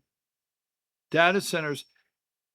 You remember the world seeing the guy stand in front of the tank in Tenement Square that clearly ran the protester just right over? I don't know if I'm out of line for saying that, but if I am, done and over with. more than 10 times the total of any other country. All right. Capital expenditure. In the U.S. tech giants, Microsoft, Amazon, Meta, Google, are projected to spend over $400 billion in AI capital expenditures compared to roughly $40 billion or $98 billion by China's major cloud providers. The ketchup, not Heinz 57, right? There's only one ketchup, folks. On another day, that's Heinz. Please, let's not go there. The catch, CATCH, up. The Trump administration's clearance of NVIDIA H200 chips export to China, which was a focal point of the May 2026 summit discussion, is actively narrowing the hardware advantage. Concurrently, China has surged its domestic data center demand, growing its capacity rapidly by prioritizing power-rich hubs in Western China. So China's building power plants as fast as they can. They're building coal-fired plants. Remember, China was building coal-fired power plants as fast as they could while we shut them all down. We shut them all down. China, I think we were exporting how much coal we export, our coal, to China for their coal-powered plants. Coal burning power plants. Yes. Absolutely. And they're doing it. And why we agreed to these chips, I don't know. But they are rapidly moving closer and closer. Quantum computing, a split battlefield. Okay, so the quantum race is highly competitive, with the U.S. leading in hardware development while China dominates in secure quantum networks. So may I look at the camera and tell you right in the eye, I don't understand a damn thing I just said. I don't know what quantum computing is. I don't. I don't have time to study quantum computing, right? I don't. Yes. I'm not going to go there right now. But China quantum computing hardware, U.S. is in the lead. The U.S. retains a clear edge in physical quantum computers with an estimated 39 to 75 compared to China's 15 to 18. Now, I think this quantum computing is very important. I think this is a big deal. It's a really, really big deal, right? I mean, I remember the day that I heard them talk about financially quantitative easing. What? Quantitative easing. And I remember the day I went and started studying quantitative easing. I'm not taking my time on quantum computing, but it sounds like a really, really, really big deal. Okay. And 15 U.S. private sector firms like Google and IBM are driving rapid advancements towards fully error-corrected machines. Error-corrected machines, that's important. Networking. China treats quantum technology as a strategic national infrastructure, listing it as the number one future industry in its March 2026 5-year plan. Beijing has built a career-grade quantum network of over 1,200 kilometers of fiber across 80 cities. All right, now, I'm going to get away from quantum computing for a minute, not to bore you. I do have a concern on nuclear war in the future. We have always worried, I know we have, we've always worried about who will push the button. Will Sleepy Joe get up and push the button accidentally, thinking he just pushed the button to get some ice cream? Would Donald Trump accidentally push the button thinking he was ordering a Diet Coke? All the above, just joking around. We have discussed this. Would little rocket man Kim Jong-un in North Korea push a button? But the fear that's coming up in a lot of conversation is how to safeguard with quantum computing and errorless computers of someone other than humans pushing the button. Just saying. Would you like to play a game? All right. Moving right along. I got to hurry this up, but I enjoy this, and I hope, like I said, you could pause it. I hope you're taking the time to pay attention. The U.S. government has recently shifted its strategy to prioritize the commercialization and rapid deployment of quantum networks. The next frontier of quantum innovation, which specifically targets these two domains alongside quantum computing, mandated quantum sensor development. Now, we will study in our next segment quantum sensor development. But this goes right along with what we're discussing. This is why President Trump, they're pushing forward a coordinated 5-year network plan, civilian quantum networking,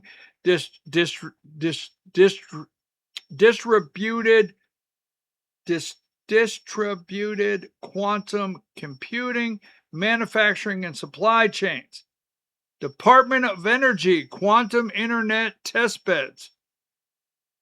Just to say all those are out there. And then legislative quantum sandboxes. Go to your lawmakers and say, hey, how are you on those legislative quantum sandboxes? Beyond federal executive orders, lawmakers and states are aggressively pursuing quantum sandboxes to accelerate real-world testing. I'm going to get out of that sandbox just for a minute. Texas has already done it, all right? Concurrently, I just want to bring this up, states are moving to capture the supply chain, the fiber. Texas, for instance, passed the Texas Quantum Initiative in 2025 to dedicate funds specifically designated to attract quantum networks, sensoring and manufacturing capabilities to the state. Remember Connect America.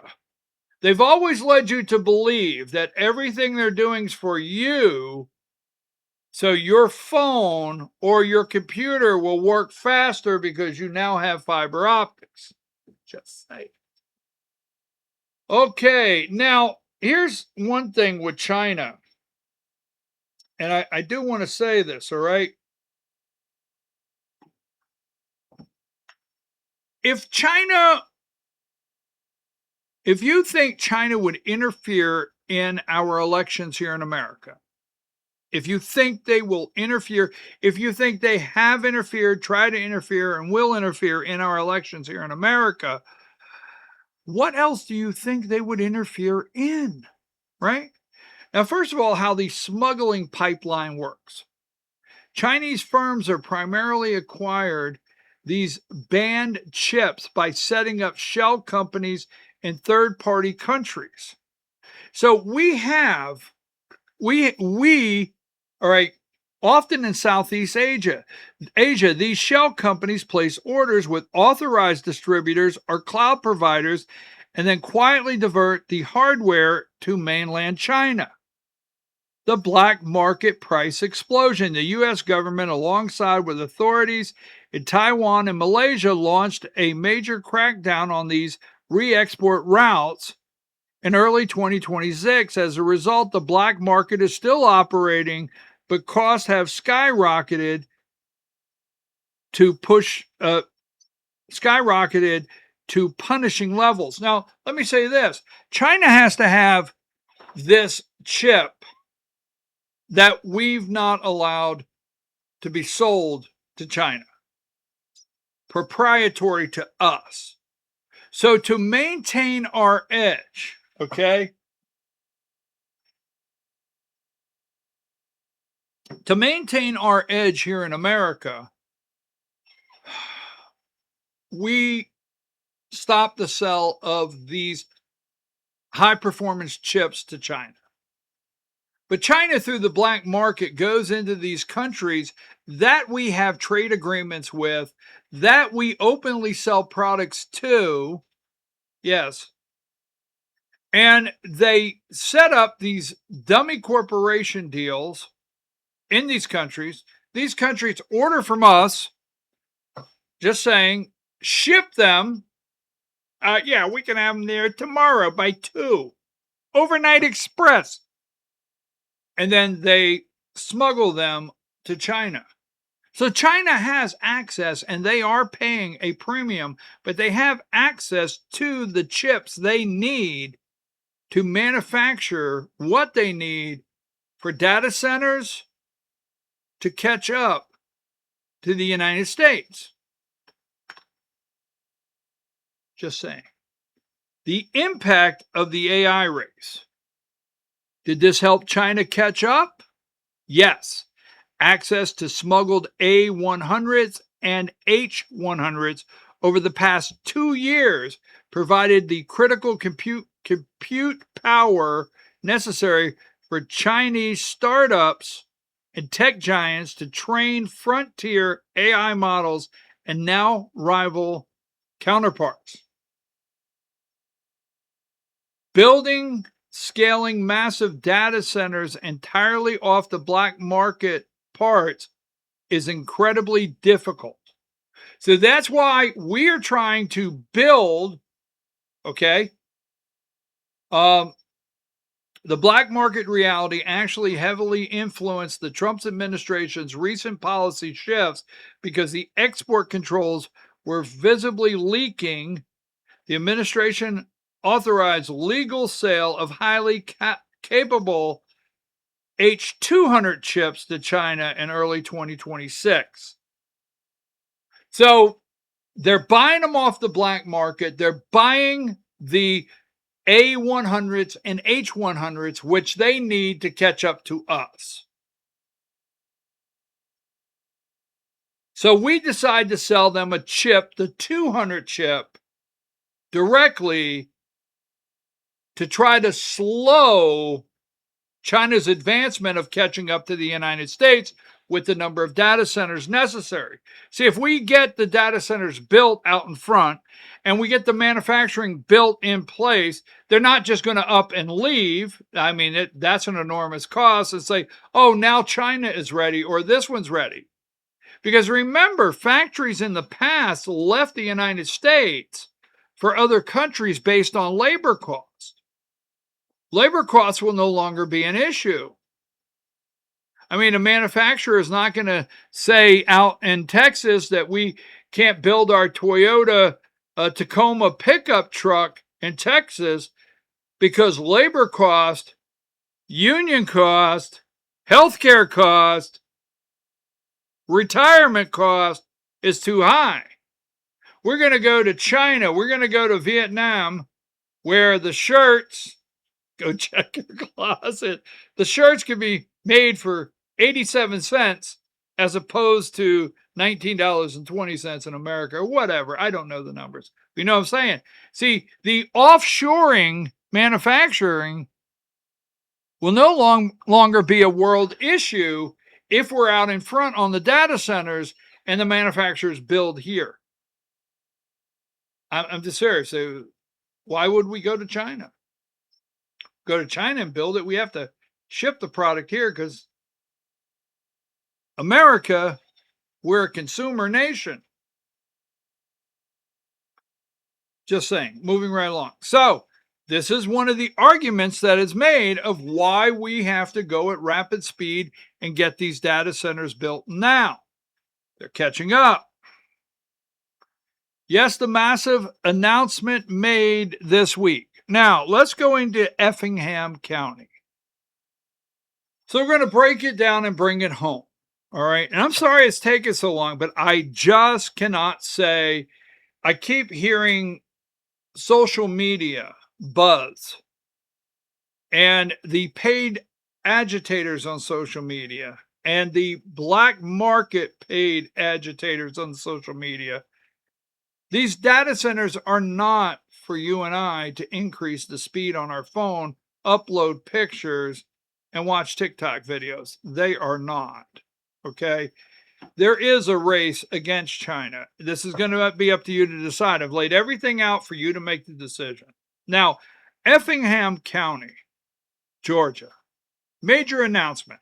This is why I picked this one here. This is why I picked this day to do this extensive deep dive into data centers in America. Yes, that was a massive announcement just made July 22nd, 2026. OpenAI officially announced plans to build a $20 billion 1,400-acre artificial intelligence data center in Effingham County, Georgia, dubbed Project Camella. It was the largest planned data center in the Southeast and the largest single campus.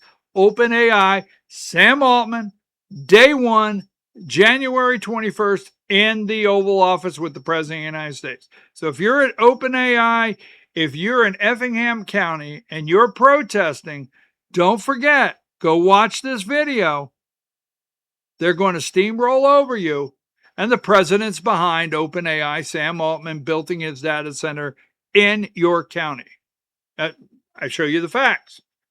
Now, dubbed Project Camella, it will be the largest planned data center in the Southeast and the single largest campus OpenAI has ever built. This project perfectly illustrates the massive scale of domestic capital investment we have been discussing regarding U.S. push to dominate physical AI infrastructure. The economic scale investment, $20 billion, ground up development located in the Savannah Gateway Industrial Hub. Now keep in mind the Savannah Gateway Industrial Hub. Jobs and taxes. It is expected to create thousands of construction jobs. Now, when they say creates jobs, it does take an enormous number of construction jobs that will eventually evaporate. When the job is done, it's over. They don't need the people anymore. So yes, there will be jobs until it's completed. OpenAI will be hundreds of permanent on-site roles. Roles or jobs? Hundreds? 1,400 acre, 20 billion?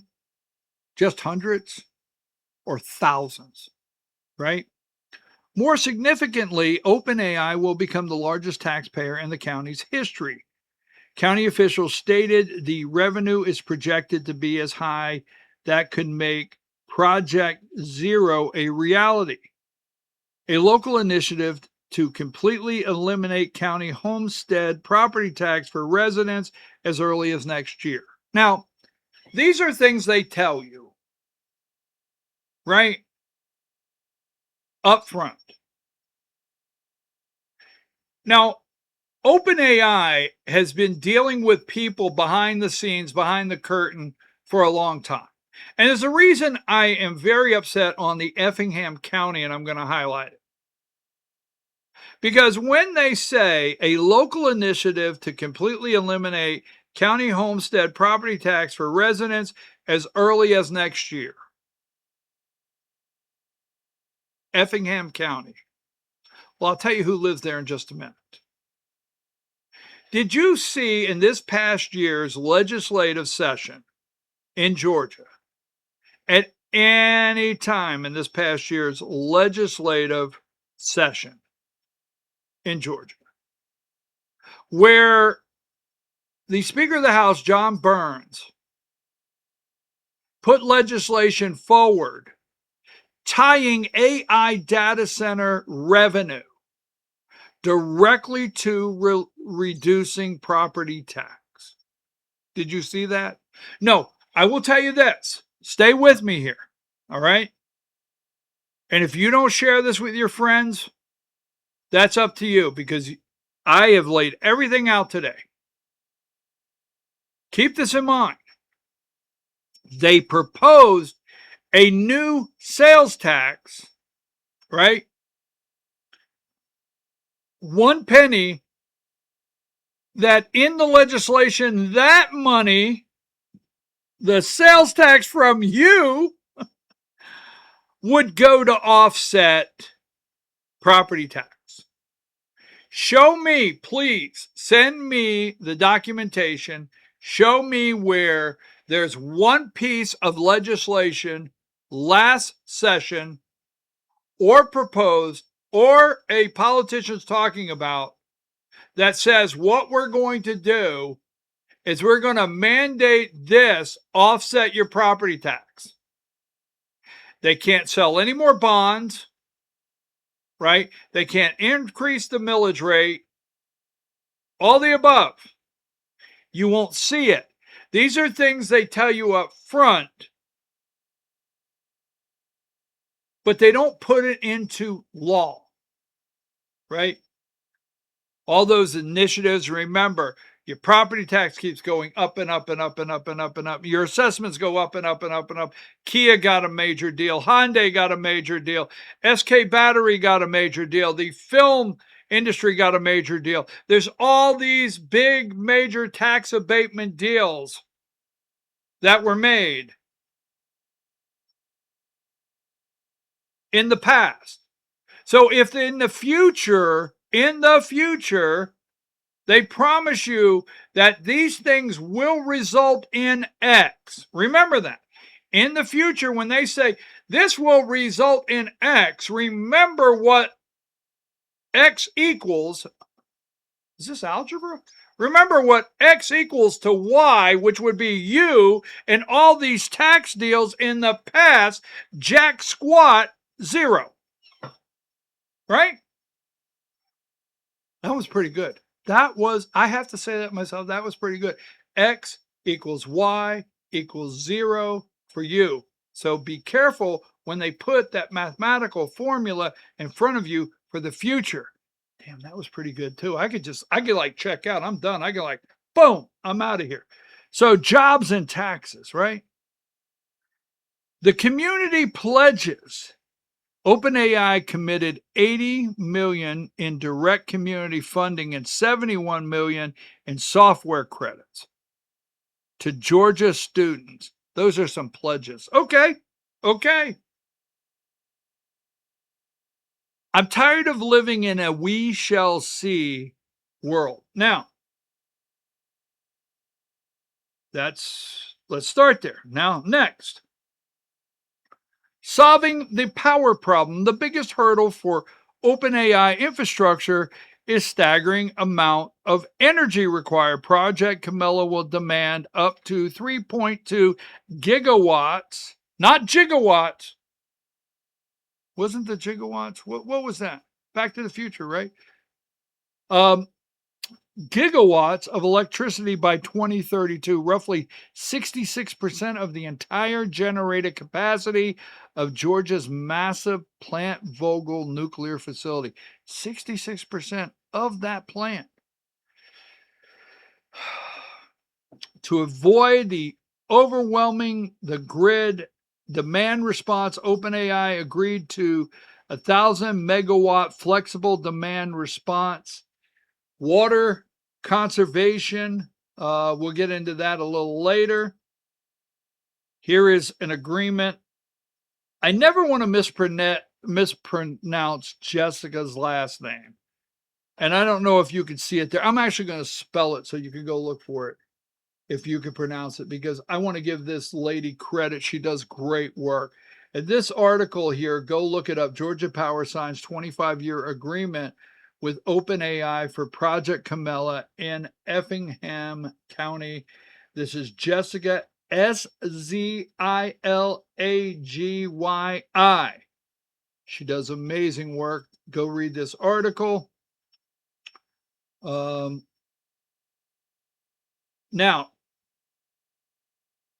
Georgia Power announced Wednesday that it reached a 25-year agreement to provide electrical service for OpenAI planned artificial intelligence data center campus in Effingham County.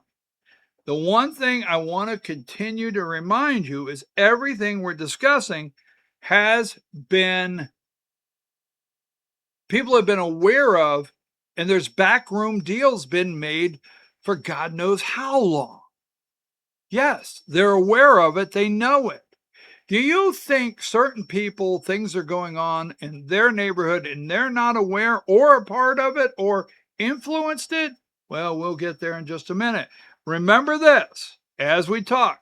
Kemp joins team effort to shield consumers from data center power cost.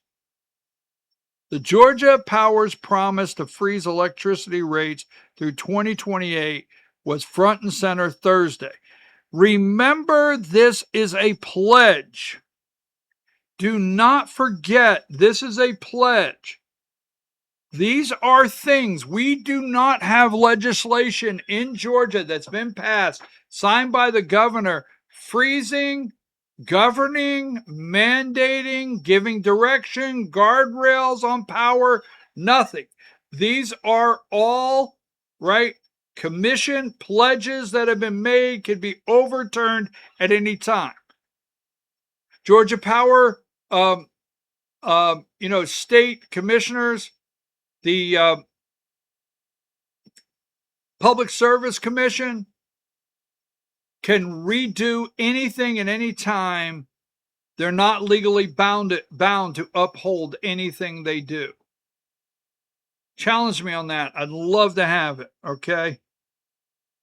OpenAI's planned cloud spending hit $750 billion as computing efforts ramp up. The AI giant has committed $20 billion in new data center project in Georgia and hired an architect of Elon Musk's computing build-out. Can't make this up. So, where are we at? Yes, it is Georgia Speaker of the House John Burns. Was born and raised in Effingham County, and he currently lives on his family farm in the northern part of the county. So Effingham County, right? Savannah, what is it called? The Savannah, what's the name of it? I had it here a minute ago. That's okay. Savannah Gateway Hub is a 2,600 acre facility, 1,400 going to this data center. Effingham County, this is where John Burns, the Speaker of the House of Georgia, he knows all this. He has known, Known, is that how you spell it? Known of, probably been part of, probably was at the meetings concerning of. He knows everything happening here. He's played a role in every piece of this all the way, in my opinion. This man, right, he represents Georgia's 159th legislative district, which includes portions of Effingham, Bullock, and Skirvin counties. What is that word? Well, far be it from me.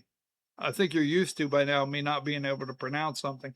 His deep political ties to the exact county where OpenAI is planning this massive $20 billion data center investment certainly highlights the state level political weight behind the project.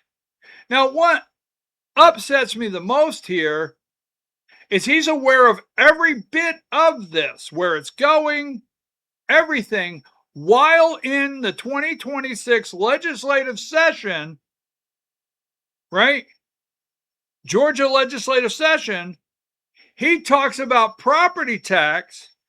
He puts a position out to levy a new tax, claims he's going to freeze assessments,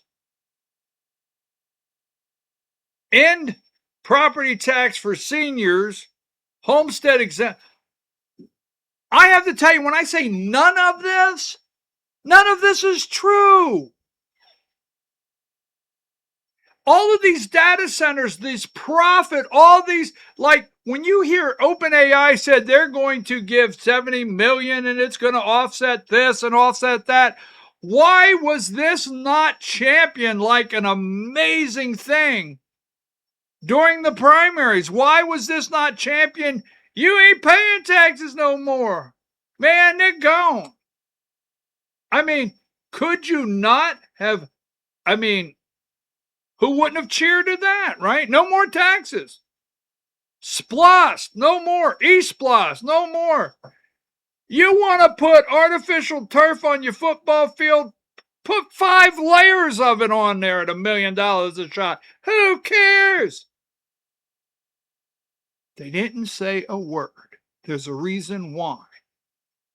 These people can, Now, state-funded infrastructure for the hub.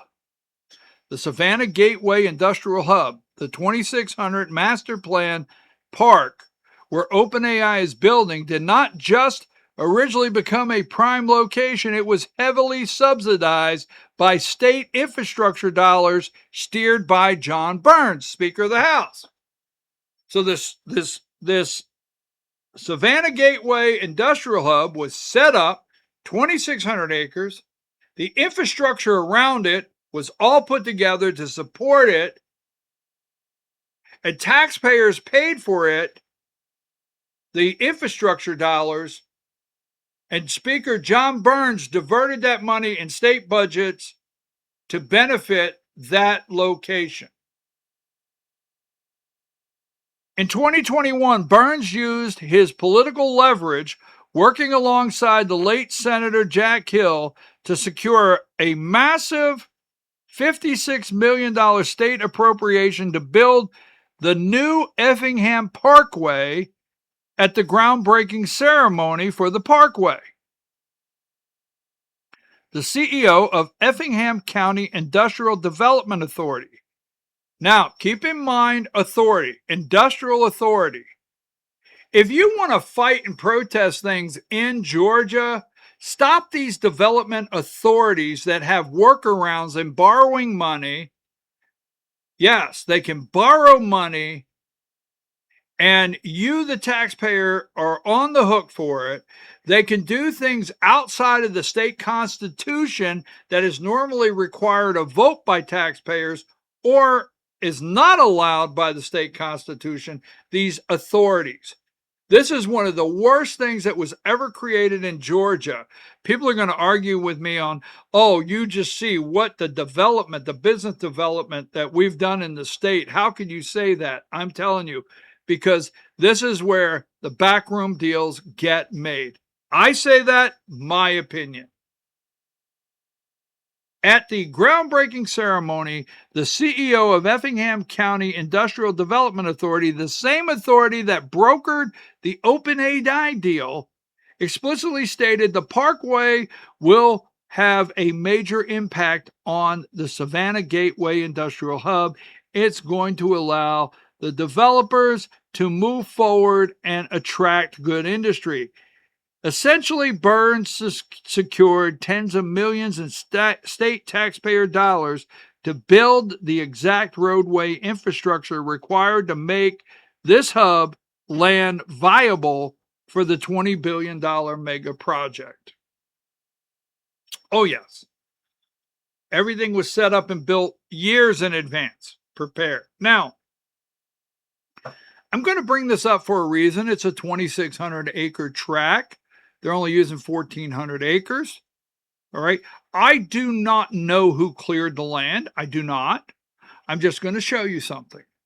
The family timber business. Now, Burns and his family are arguably the most prominent land and timber barons in the county. He personally owns roughly 1,600 acres of land across Effingham and Screven counties. I cannot pronounce that name. He and his brother founded Georgia Export Company, GEC, in Springfield, Georgia, which is one of the largest exporters of southern pine, yellow pine, and operators of land clearing, and logging in the region. Operators of land clearing and logging in the region. Now, I don't know. I stress that. While Burns may not have sold the land to OpenAI, the development of the 1,400-acre data center is heavily forested county requires massive logging, land clearing, and timber processing. The exact regional industry his family has dominated since the year 1900. So I'm going to look at the camera again. I do not know who cleared the 2,600 acres. I don't know who cleared the 2,600 acres, who got the contract to clear that land. That's a lot of timber to cut.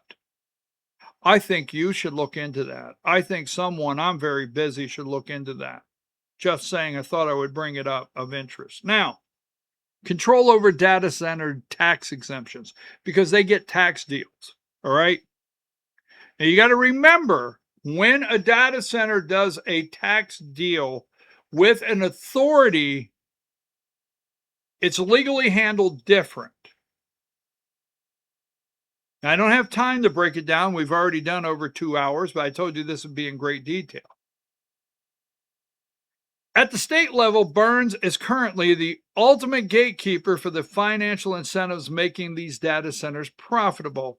Georgia's aggressive state sales and use tax exemptions for data center equipment is controversial because they drain state revenue while straining the power grid, facing public pushback.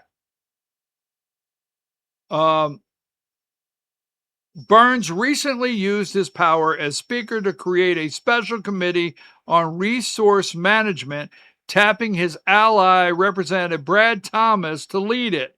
This committee directly controls the legislative future of the state's resources and tax breaks that companies like OpenAI rely on. Now, go look it up for yourself, the Special Committee on Resource Management. Don't you find it interesting? They put these committees together and they come out and they make an announcement and the media carries it. Well, it's great. They're going to do a study on resource management here. They've already pushed forward on these data centers. This is a useless study committee, totally useless. The bottom line, you will not find John Burns' name on the property deed handed to OpenAI. However, he secured the state-funded highway that made the land accessible. His family leads the timber industry required to clear the land, and he controls the legislative committee that dictates the state tax breaks funding the data center's equipment. The project exists within the political and economic ecosystem that Burns effectively built. Now that there, you can look at that. You can make your own determination. You can start doing your own research, and I think you should. I always like it when they come back in my research and say, yes, you hit the nail on the head.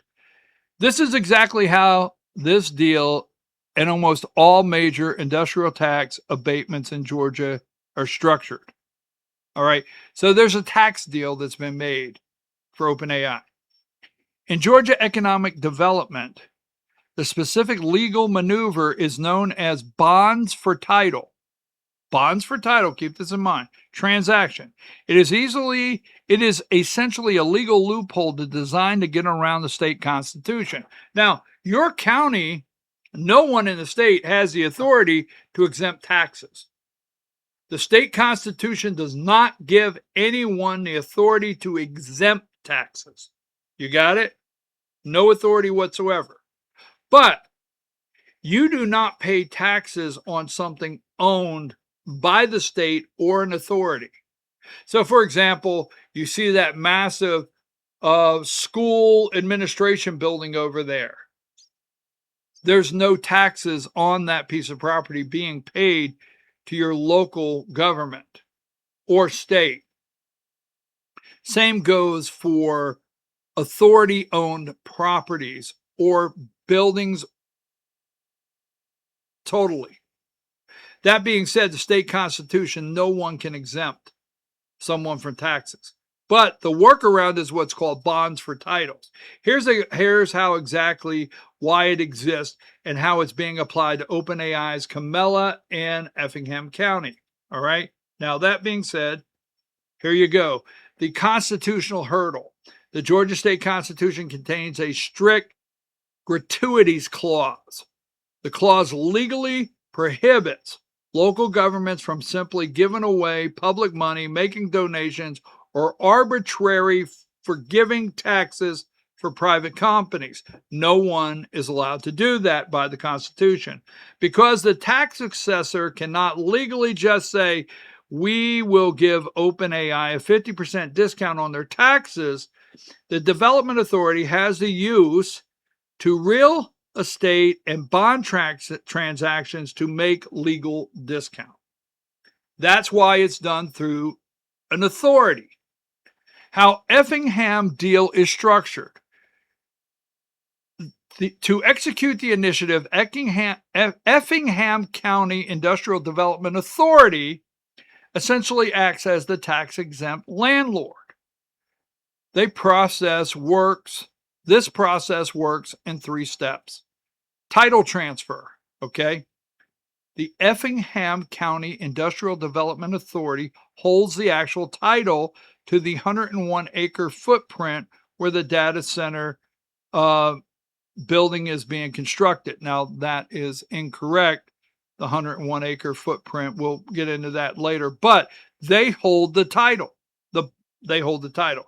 The lease back and abatement. So what they do is because the Effingham County Industrial Development Authority is the government entity, the property it owns is completely exempt from standard property tax. The ECIDA then signs a long-term lease with OpenAI, all right, operating under a developer LLC called Octanes Georgia LLC. Instead of paying standard property tax, OpenAI pays taxes based on leasehold valuations. Got it? Leasehold valuations.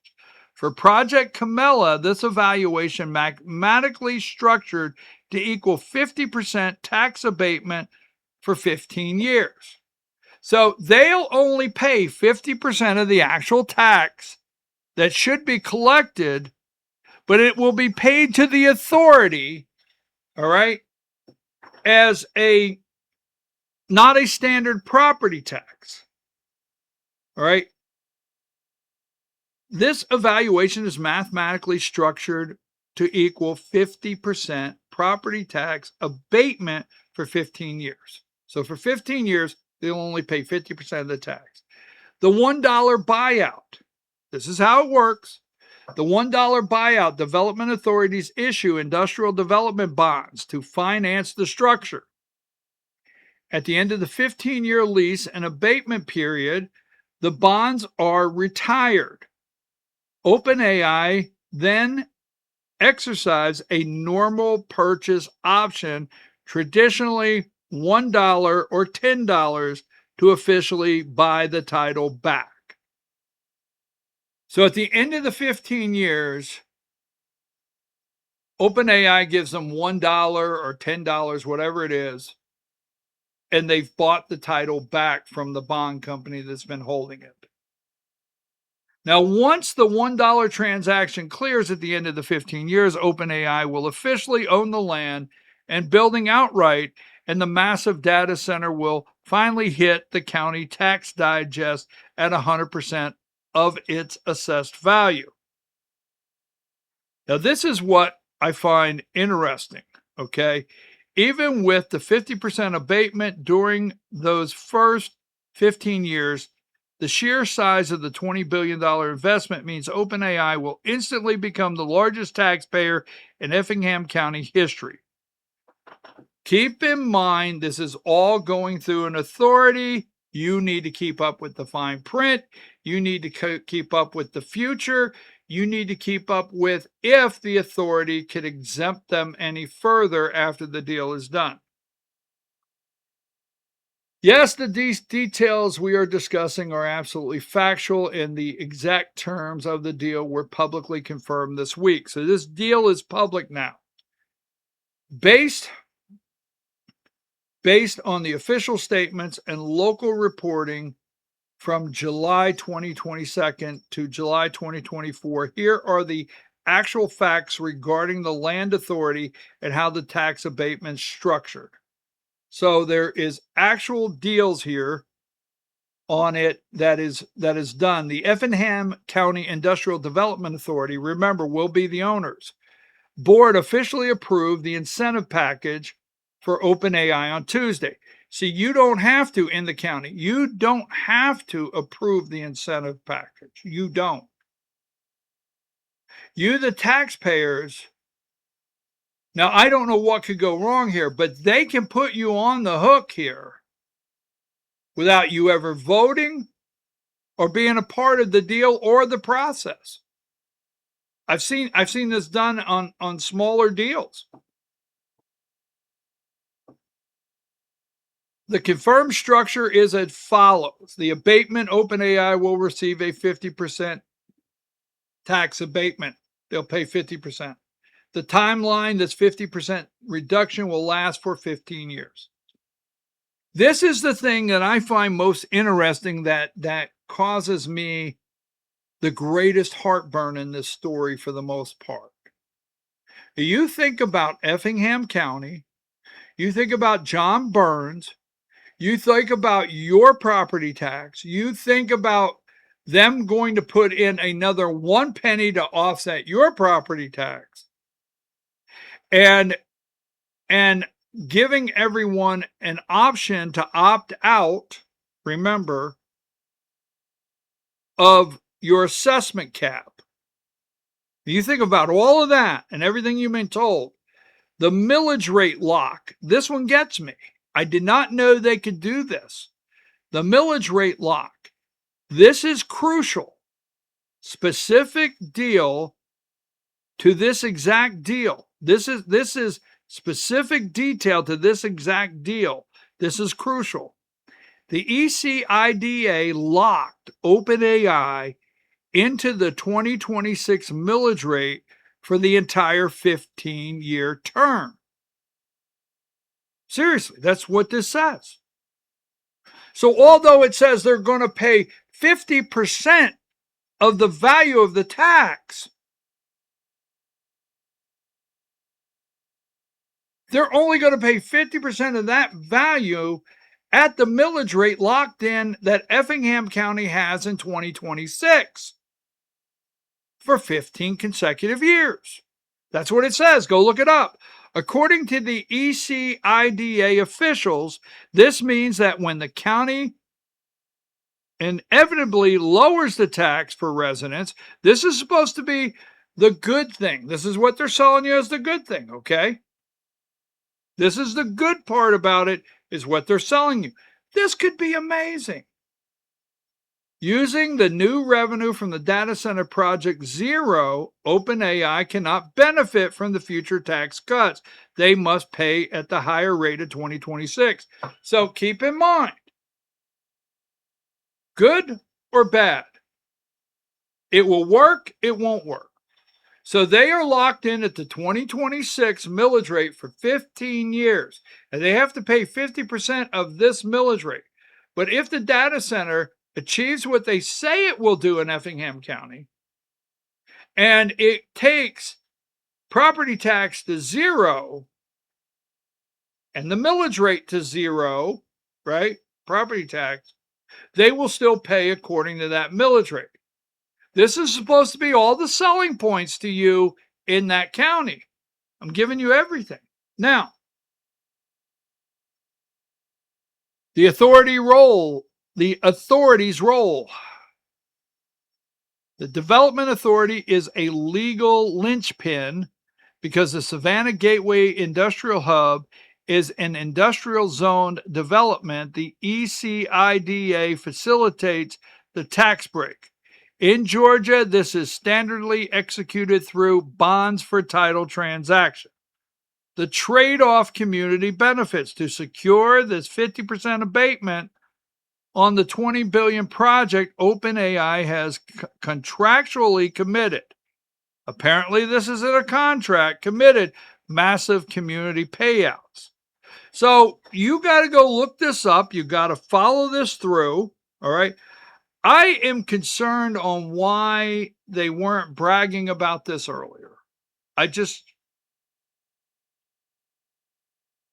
smell a rat. Now I don't know why they're not bragging that this will end all taxation in Georgia. But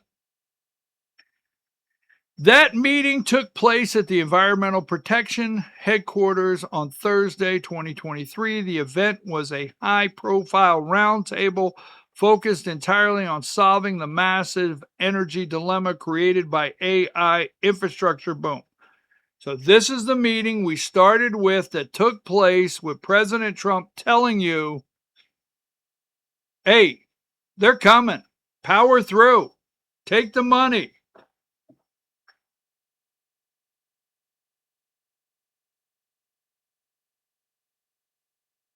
The Ratepayer Protection Pledge. Keep this in mind. The core purpose of the meeting was to announce a massive expansion of the administration's.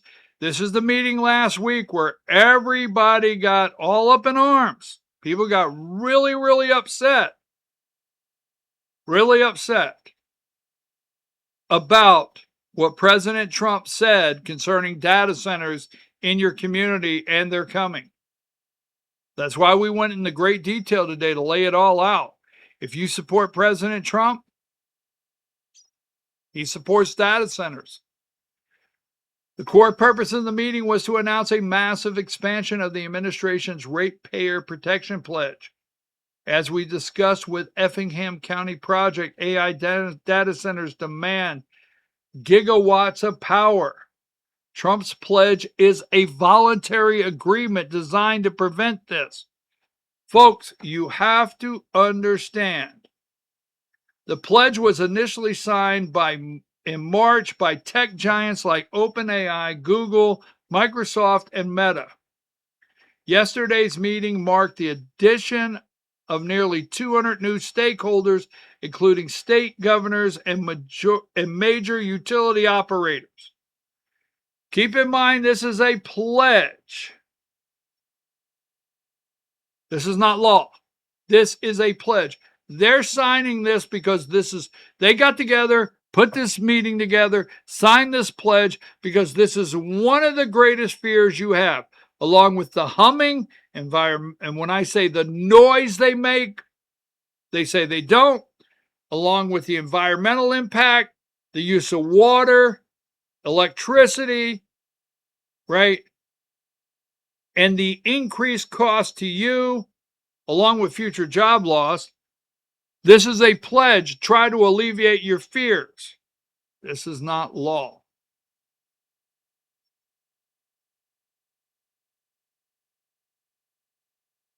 Now, Trump used the event to forcefully defend the data center build out against growing public backlash over land use and utility costs. His messaging perfectly mirrored the strategic nexus we have been tracking. I have tracked this since January 20th, 2025. Since he took the Oval Office with them in the room. Since the next day, January 21st, 2025, when Sam Altman, right, Larry Ellison, and SoftBank stood in the Oval Office with the first official act from the President of the United States, number 47, Donald J. Trump. Keep in mind, this meeting was to help alleviate the fear. This meeting is for Donald Trump to talk to Trump supporters, MAGA, get on board. Well, Trump said it, must be good. I don't know. I mean, I'm just saying that. And alleviate the fear. Stop protesting at these places. New York screwed up. They're coming. If you don't want it, they'll take it in Alabama. They'll take it somewhere else. They're begging for it. You don't want it, they're begging for it. So the pledge was nothing more to help alleviate the fear, stop these protests, stop moratoriums. Remember, I told you, city council members, county commissioners, this is the time when you really wish, and I'll say it, I'll close with it as we go. The Georgia model, connecting directly back to your investigation. Trump specifically praised Governor Brian Kemp during the meeting. He pointed to the massive data center investment in Georgia as a model for the rest of the country, claiming that tech companies footing their own infrastructure bills allow local municipalities to reap massive tax benefits, referencing the idea that data center revenue could eliminate property taxes. I mean, this should have been, while consumer advocate groups have criticized the pledge of being non-binding. This should have been in 2026. I mean, they should have passed legislation. Governor Kemp could have signed it. If Governor Kemp going out of office is so behind, this could stop our tax issues in the state. We could, every Georgian could be a stakeholder, right? Remember, this causes them to become utility companies. Utility companies. The next 3 months, Georgia will become the data center capital of the world, right?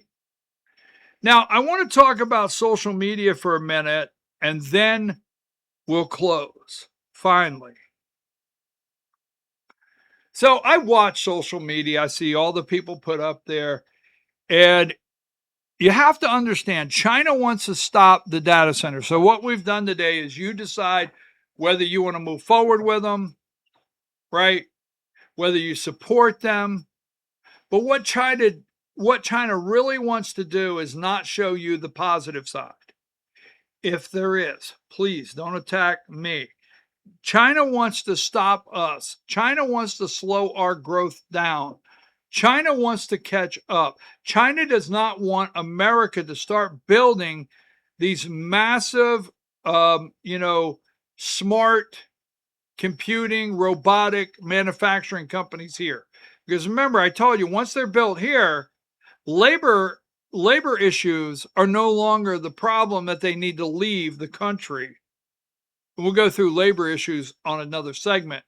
But there won't be a need to go to China or go somewhere else to cut labor costs. No. Why? So that being said, they want to slow it down. So China is working our social media. So yes, built with a slight distinction in their methods, China is absolutely using back channels and covert operations to amplify outrage against U.S. data centers. On social media, they are primarily using AI-generated bot networks rather than directly paying real human influencers. So over on X and other places, now X and the social media platforms, they try to scan for these bots and stop them. They do, but they're not totally successful. And China puts a lot of money into this. So when you see something whooped into a frenzy, you may have read a Chinese bot that they put in place to get you all worked up. That's right. Very likely you could have. However, there are significant evidence of foreign dark money being funneled into U.S. advocacy groups to organize physical opposition. This is exactly how the foreign influence campaign is operating in 2026. So China will set up these dark money to funnel money, dark money. They will back dark money and use it to funnel into U.S. advocacy groups to organize physical opposition. And they're doing it successfully. There's groups all over that are anti-data centers, human-only groups. Let me get into this one here. Covert social media operations, the bots. In June 2026, AI published a major threat intelligence report revealing that they had dismantled a covert Chinese-linked influence operation dubbed Data Center Bandwagon Campaign. The tactic, instead of paying real influencers, a private Chinese tech company working on behalf of provincial government clients used ChatGTP to mass produce social media posts, comments, and images. These accounts posed as everyday Americans from various backgrounds across, this is how they disguise themselves, multiple social platforms. The message, the network intentionally amplified the exact concerns we discussed earlier, posting heavily about how data centers were draining local water supply, causing noise pollution, and aggressively hiking electricity prices for average families. Now, I'm not here to tell you that that's not true. I'm just saying China is doing everything. They know we're upset. They know the people are upset. They know you're protesting. They're doing everything to amplify it. They're doing everything to get everybody whooped into a frenzy on it.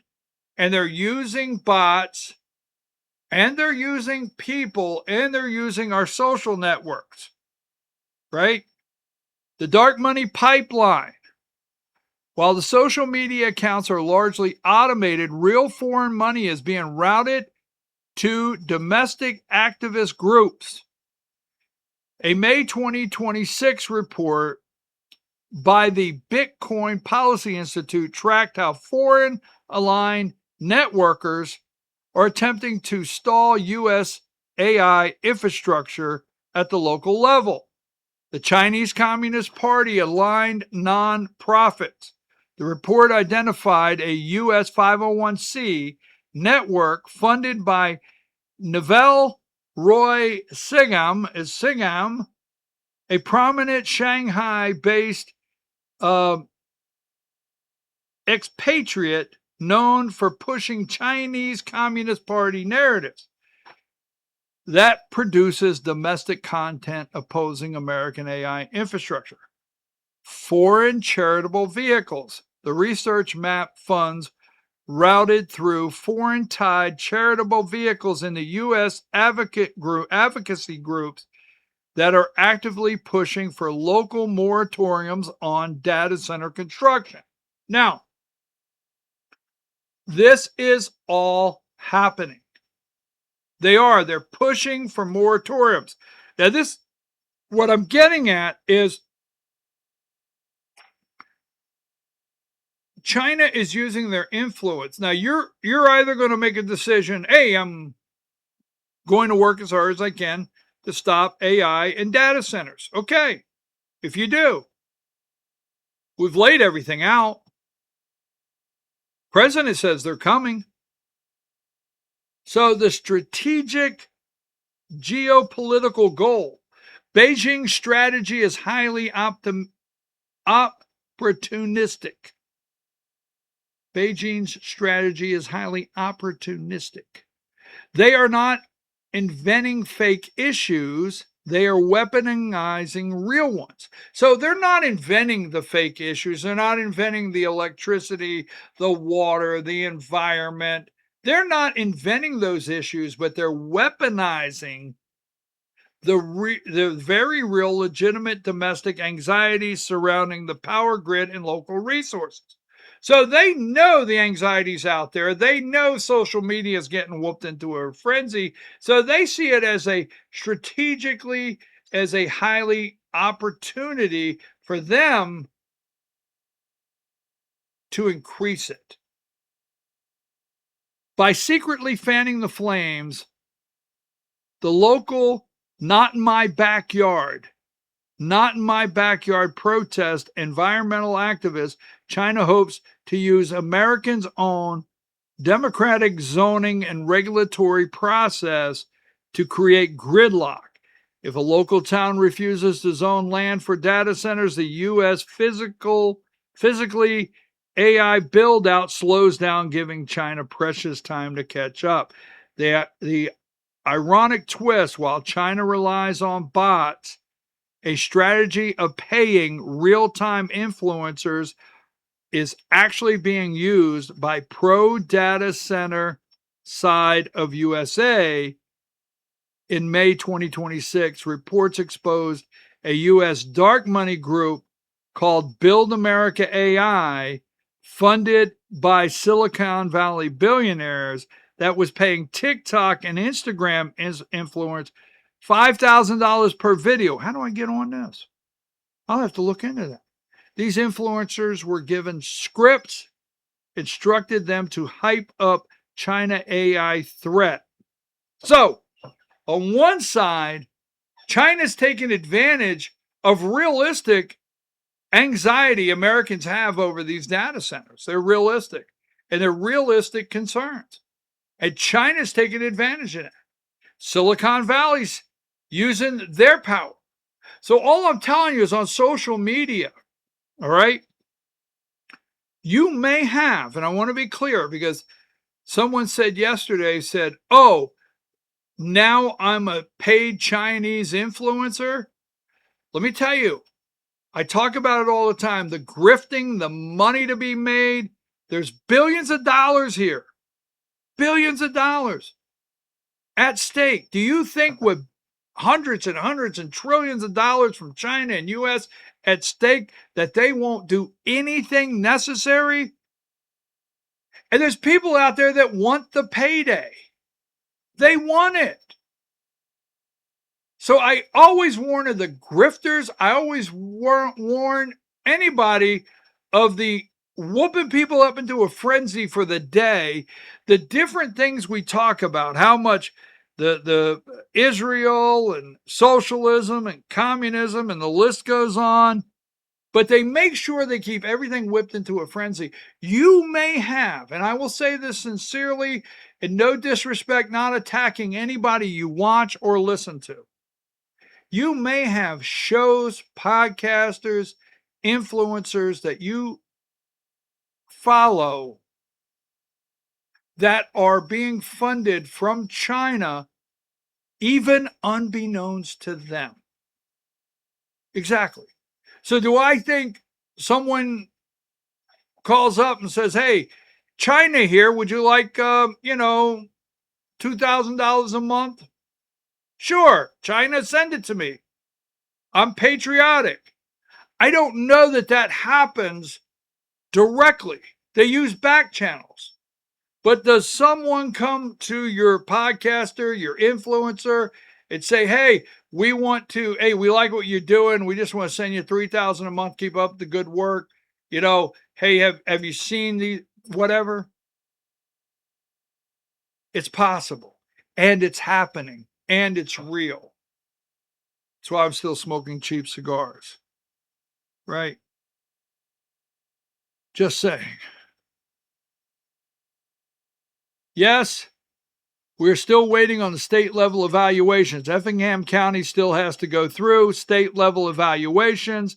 They have to go through the state approvals. They have to go through the DRI evaluation, meaning the development regional impact of the area. There's studies that still have to be done, right? And the formal plan has to be completed. That's not a done deal out there. There has to be local approvals, state approvals, still on the way. We'll get into that on a different day. And, so let me put this on the screen as I close. That's my friends at the Fish Fry. Remember what I told you when we opened? Okay, we talked about flock cameras. You can go look at my one. And we talked about Effingham County, and we talked about Speaker John Burns and laid out some details there and all the above. We've covered it all from soup to nuts, A to Z, whatever. Remember? I told you when we opened the program today, anytime a politician says this will be good for you, right? Anytime a politician says this will be good for you, right? Remember, first, it was good for them. Yes. First, it was good for them. Yes, exactly. Don't forget it. Second, think about everything they're telling you of all the positives coming with these data centers. And then ask your lawmaker, your state representative, your state senator, right? Your candidates running for office, whether they're Republicans or Democrats. Ask them, why did you not alleviate all of our taxes with this enormous amount of money? Why didn't you do that in the 2026 legislative session? Why did you always talk about property tax and putting in the option of a new sales tax to alleviate property tax? But you didn't put anything into the law saying data centers have to provide X amount in Georgia. Hey, Governor Kemp's there. He could have signed the bill, right? And went out as the governor that totally eliminated completely all taxes in Georgia. What a legacy that would have been in the history books for the governor to leave office for, and maybe to run for something else in the future. Why?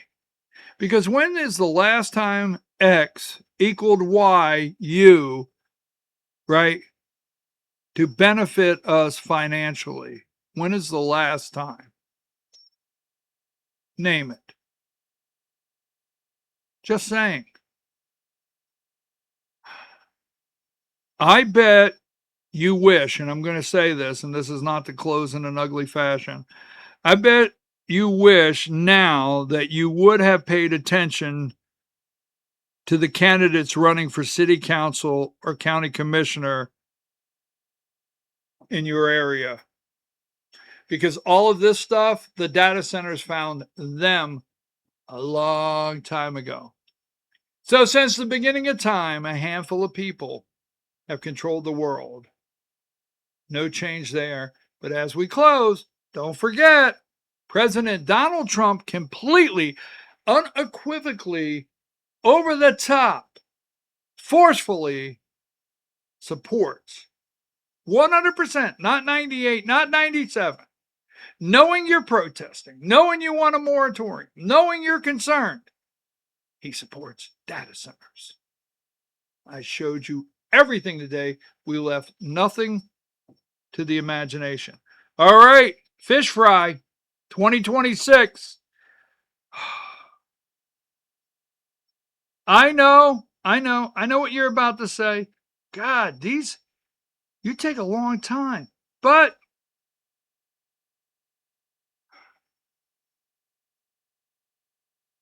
until we meet again, I'm going to take a brief break.